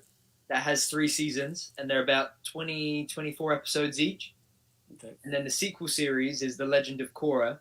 So, and that takes place about 70 years after the end of the first series. So the characters must change, right? The main guy must change. There's a completely different main character in Korra. So you can essentially watch Korra without watching the other one. But like Brandon said about the Mandalorian, it's like when like Luke Skywalker appears, you wouldn't. I just spoiled Mandalorian now. Sorry, I'm like damn it. But like when Luke Skywalker appears, it's like you wouldn't get those references, these characters. Yeah, you wouldn't appreciate what the depth of the show. But you can watch Korra without seeing Avatar because like my niece loves Korra and she's never seen Avatar. So, but being able to watch it from the beginning and see the transformation that occurs between the 2 series it's really rewarding how they do it. And just as well, the difference in animation. Like the first show was 2005 to 2008. The second show 2012 to 2014. So then to think what they would do 2021 into 22, completely different. Yeah. Quick note about spoilers. Just don't mention it was Agatha all along. Okay. Yeah. As I said, this week's gone so quick. I genuinely forgot that we can wake up tomorrow and watch that. I'm staying up tonight, guys. Yeah, I'm staying up tonight. You're going to be getting a message from me at 8:00. I know, yeah. Miguel, you can genuinely stay up because it's on 12 o'clock your time. It goes live, isn't it? Where for us, it doesn't go up until like... What time does it go live, Brandon, over here? 8 a.m. Oh, 8. It genuinely doesn't go live till 8. Okay, so you can stay up. We've got to. Yeah, typically to avoid spoilers, I do stay up. My wife hates it because she wants us to watch it together and things like that. But that might not be till Friday afternoon, maybe even Sunday evening. Yeah, I say it to these guys in the chat. We've got I hate being forced to watch content. I like to watch it on my time, but this is one of those shows where you don't want to risk being spoiled. So like you've got to find the time in your day to watch it. So yeah, I need to turn the work phone off for a little bit tomorrow and try and catch it before I go on the internet because as soon as I watched last week's, I went on went on Twitter and within my first scroll, seen Agatha all along. Like within my first scroll. Do you know? So if I had watched it first, I would have got spoiled straight away. So, But yeah, I'm hoping for answers because this recently, while we're talking about WandaVision, like it's like I'm still getting frustrated because I like it. I'm loving what I see, but I want answers now. Like I'm ready to know for certain where these characters come from. What are you doing? Who are you working for? I want to know now. Yeah, the true villain is. I enjoyed the slow drip feed at first, but now, like after last week's, I'm like, come on. When it ended after the song, I was like, oh, look, I was genuinely invested watching, and then it ended after the song. I was like, are you serious? Like that's it? We don't even get more? Like so. No. So what were you saying, Miguel? What were you saying? The true villain of the show is the "Please Stand By" sign. Yes. It is. True story, yeah. It's somebody gave me a Marvel Legend with our sign. Yeah, that's what I want. Just like, does any of you have any crazy theories of what going on? Is Agatha the main protagonist, or is she working for someone? I think she's working for Red. It'd be so boring. Feed the lines. Right about now, we're just throwing anything to the wall. Rich, you've got so many books. You've probably got the book that we see at the end of the show of Agatha. Can you just pull that out and show it us, please? Yeah. But like in the Marvel universe, in the grand scheme of things, Agatha Harkness is a like minor character. She's not like this big thing. So I think it's gotta be like Mephisto behind her, or it could be like a Swerve, and it could be like the Grim Reaper or Blast or someone else. But it's got or Nightmare. But there's gotta be. If it's just her, I think it's going to be like a lot of people are going to be like, oh, at the end of it. She was the babysitter, right? She's just like Franklin's babysitter. That's what I know of Agatha Harkness. Yeah. And she did end up like when Wanda had like a breakdown and everything, she did like help Wanda because she's obviously got all I swear I've read something where she's the ghost. She's just a ghost. Agatha Harkness is just a ghost or something. So in the most recent Scarlet Witch series, like she's dead, so she comes back as like a ghost to try and like I've seen panels. Wanda. Yeah, I've definitely read panels where it's Agatha, but she's just a ghost. She's not really doing much. She's just talking to Scarlet Witch. But yeah, crazy. I'm hoping her little rabbit turns into a monster like her cat does in the comics as well. There's a theory on that might be her son. I think it's Jack Scratch or something. Yeah. I just hope that there's like a next level. Do you get what I mean? Yeah. It's like she's just a level boss. She's not the final boss. Yeah. That is exactly how I've been picturing it in my head. You know but we'll see. I really enjoyed the series as a whole. Will you go back and watch it like a supercut version without like go back and watch it from the start? Because I'm excited to do that. Like even when it's finished and I know what's happened, I'm excited to just start from the beginning. And I don't think Disney Plus will even give you that option, so I'm gonna have to cut my own one together. But watch it from the start with no gaps, just because it's only going to be about 4 hours if you think about it. Because the shows have not been much longer than half an hour a piece. Those credits are very full. Like you see the episode's length, and it's like 40 something minutes. So you know that those credits are about 12 minutes, if that. So more than that sometimes. So frustrating, very frustrating. What happened to those hour-long episodes as well? By the way, where those rumors come from? Who said that? The good thing is that Falcon and the Winter Soldier is going to be 6 episodes, but the Reach is going to be an hour long. So it'll probably be like, 48 minutes of an actual episode and then the credits. So that's going to be a lot better in terms of viewing, I think. Yeah, and Loki's going to be confirmed now as well for the 11th of June. So it's nice to know that these shows, after so long of being delayed and pushed, these shows are now set in stone. We know when they're getting them. And that's why Black Widow will not go on Disney Plus. I think they will shift the whole movie slate if they have to make sure it hits cinemas. Because the content on Disney Plus. Yeah, so Miguel, right, in the UK recently, our Prime Minister was on TV saying he's put a road map plan out for when we're coming out of lockdown and when the world will go back to normal. So obviously things will probably change, but we're looking at a June sort of back to normal. Everything's open again. Cinemas are open again. What's going on in the US over there? I know it's different in every state, but what's California looking like? Cinemas are still closed, I imagine? They are still closed right now. We're in a purple stage. I think we're getting ready to go to red, which is going to lighten things up. A lot more people are getting vaccinated, so it is starting to lighten things up. But I don't think there's an actual set date yet for when things are going to start getting back to normal. Yeah, I think our Prime Minister's just making it up anyway, just to keep everyone happy, but we shall find out. But I mean, he's probably throwing theories just like we are with Wanda. Yeah, I guess so. Yeah, he just came on in the press conference and went, "It was Agatha all along. The coronavirus. It was Agatha all along." I've said that before. That's why it's in the dome. She ate the bat. It was her. She ate the bat. Okay, so theories. So if Agatha's working for someone, just round table, who we all think it is. Brandon, we'll start with you. Who's she working for? Man, I need some big bad baddie. Well, pick one. Who's she working for? Mephisto. Miguel, who are you saying? Mephisto, but tonight's episode, Vision was on his way back home. If you forget, we're gonna see some kind of a showdown. Maybe Wanda versus Vision, or Agatha versus Vision. Her eyes turn purple, so Wanda's definitely being manipulated some way. Phil, who's the big bad? Well, we've seen the Grim Reaper helmets in the credits. We did. Yeah. It's obviously Rich M. It's got to be. He's pulling up. Rich M. Rich, you can hold a note, Rich. I've seen your Instagram stories. You should do your own Rich M. It was Rich all along sort of song. Yeah. Rich, who do you think it is? I think it's Mephisto, but I would like it to be someone from the X-Men, like Professor X or Magneto or someone like that to walk out, because then I think everyone would be like, oh. Okay, like, do you know what? Follow the X-Men in Doctor Strange too. Do you know what? That's a better question. Okay, we're going back round the table again. Brandon, who's the big cameo at the end? Oh, I really. Okay, if you don't, who would you like it to be then? Maybe. Buffy. I was hoping deep for Blue Marvel last week, but that's not going to happen. Let's not talk about that. Was disappointing. Like we don't even know who she blew met. I don't know. The big cameo.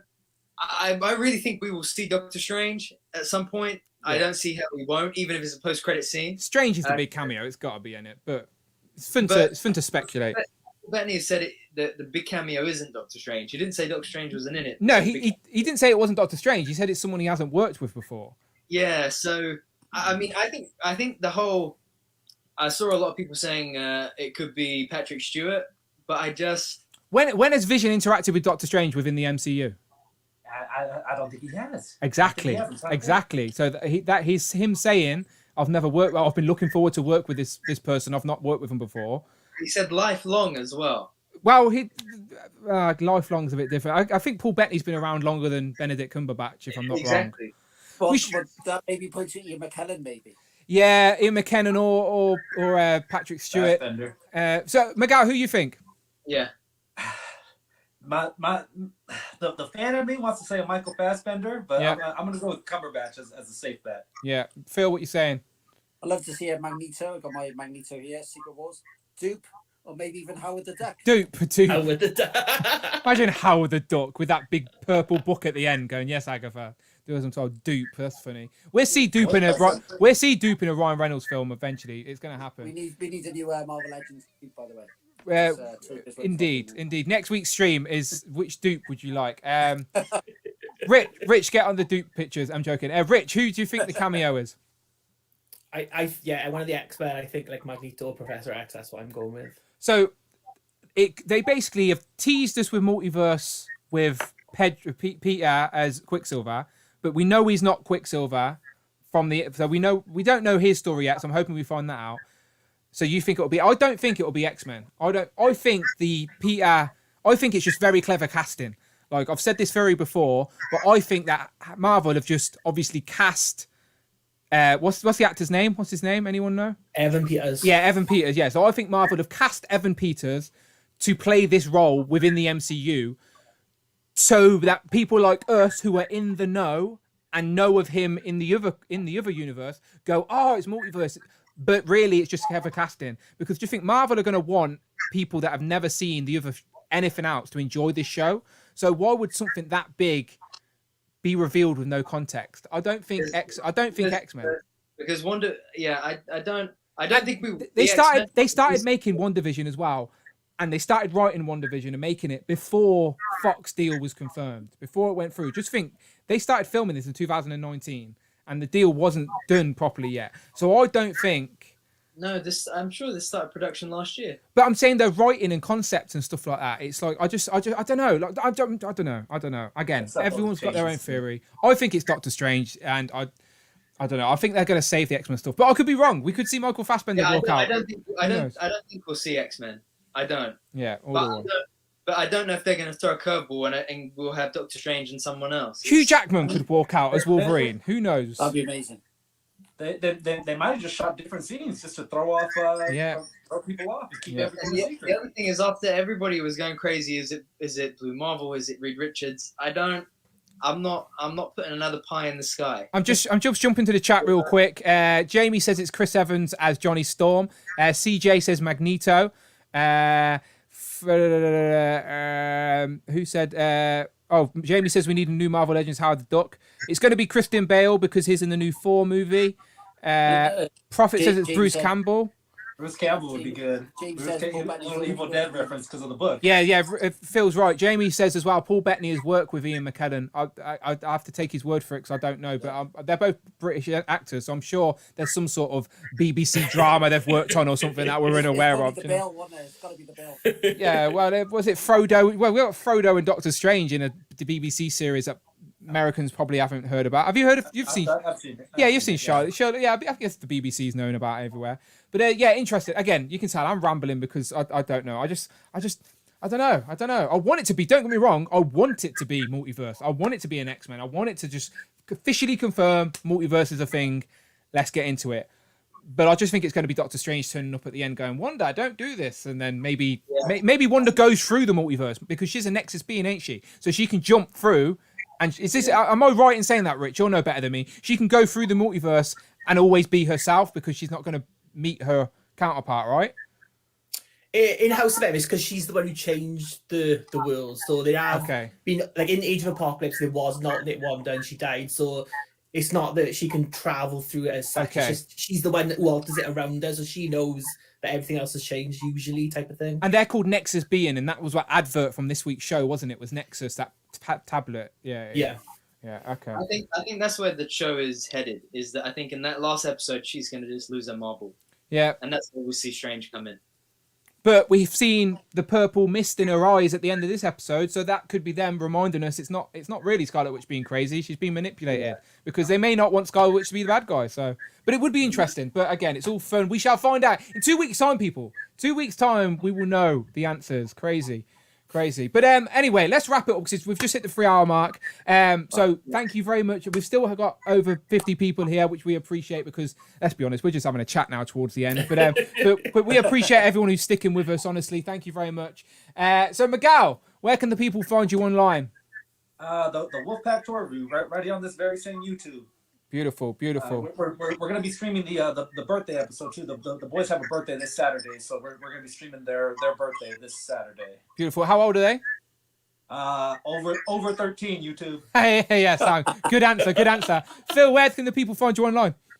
You can find me on Instagram and Twitter at Cool Toys UK. And I always say it, if you want all your toy news, you want to know when things are in stock and where they at, then definitely follow Cool Toys UK. And super producer Rich, where can the people find you online? Usually in a toy shop buying things, but otherwise displayed ones on Instagram. Yes. Go and follow Rich. As I said, if you're a fan of the show, definitely go and follow Rich, Phil, Miguel, and Brandon. Last but certainly not least, where can the people find you online? Hero.collections, guys. Nice and simple. Well, pleasure, lads. Pleasure having you all. Yeah. We're going to get out of here. Let's do the awkward wave to finish it off, all right? Awkward wave, everyone. Thank you, everyone who's joined us today. Thank you to all the guests. Do appreciate you. We're going to continue doing this last stream of every month. We're going to do this. Keep looking at the wrong camera. It's this camera. Yeah, last stream of every month, we're going to do this. So if you want to be involved, the Discord's the place to be. That's how all the guests got involved today. They're in the Discord. It's simple as that, all right? So I'll see you then. As always, follow me on Instagram. It's Dan Who. On Twitter, at Dan Who Reviews. And we'll see you on the next one. Bye-bye. Is it awkward? Anyone? Not awkward enough. Yeah, thought so.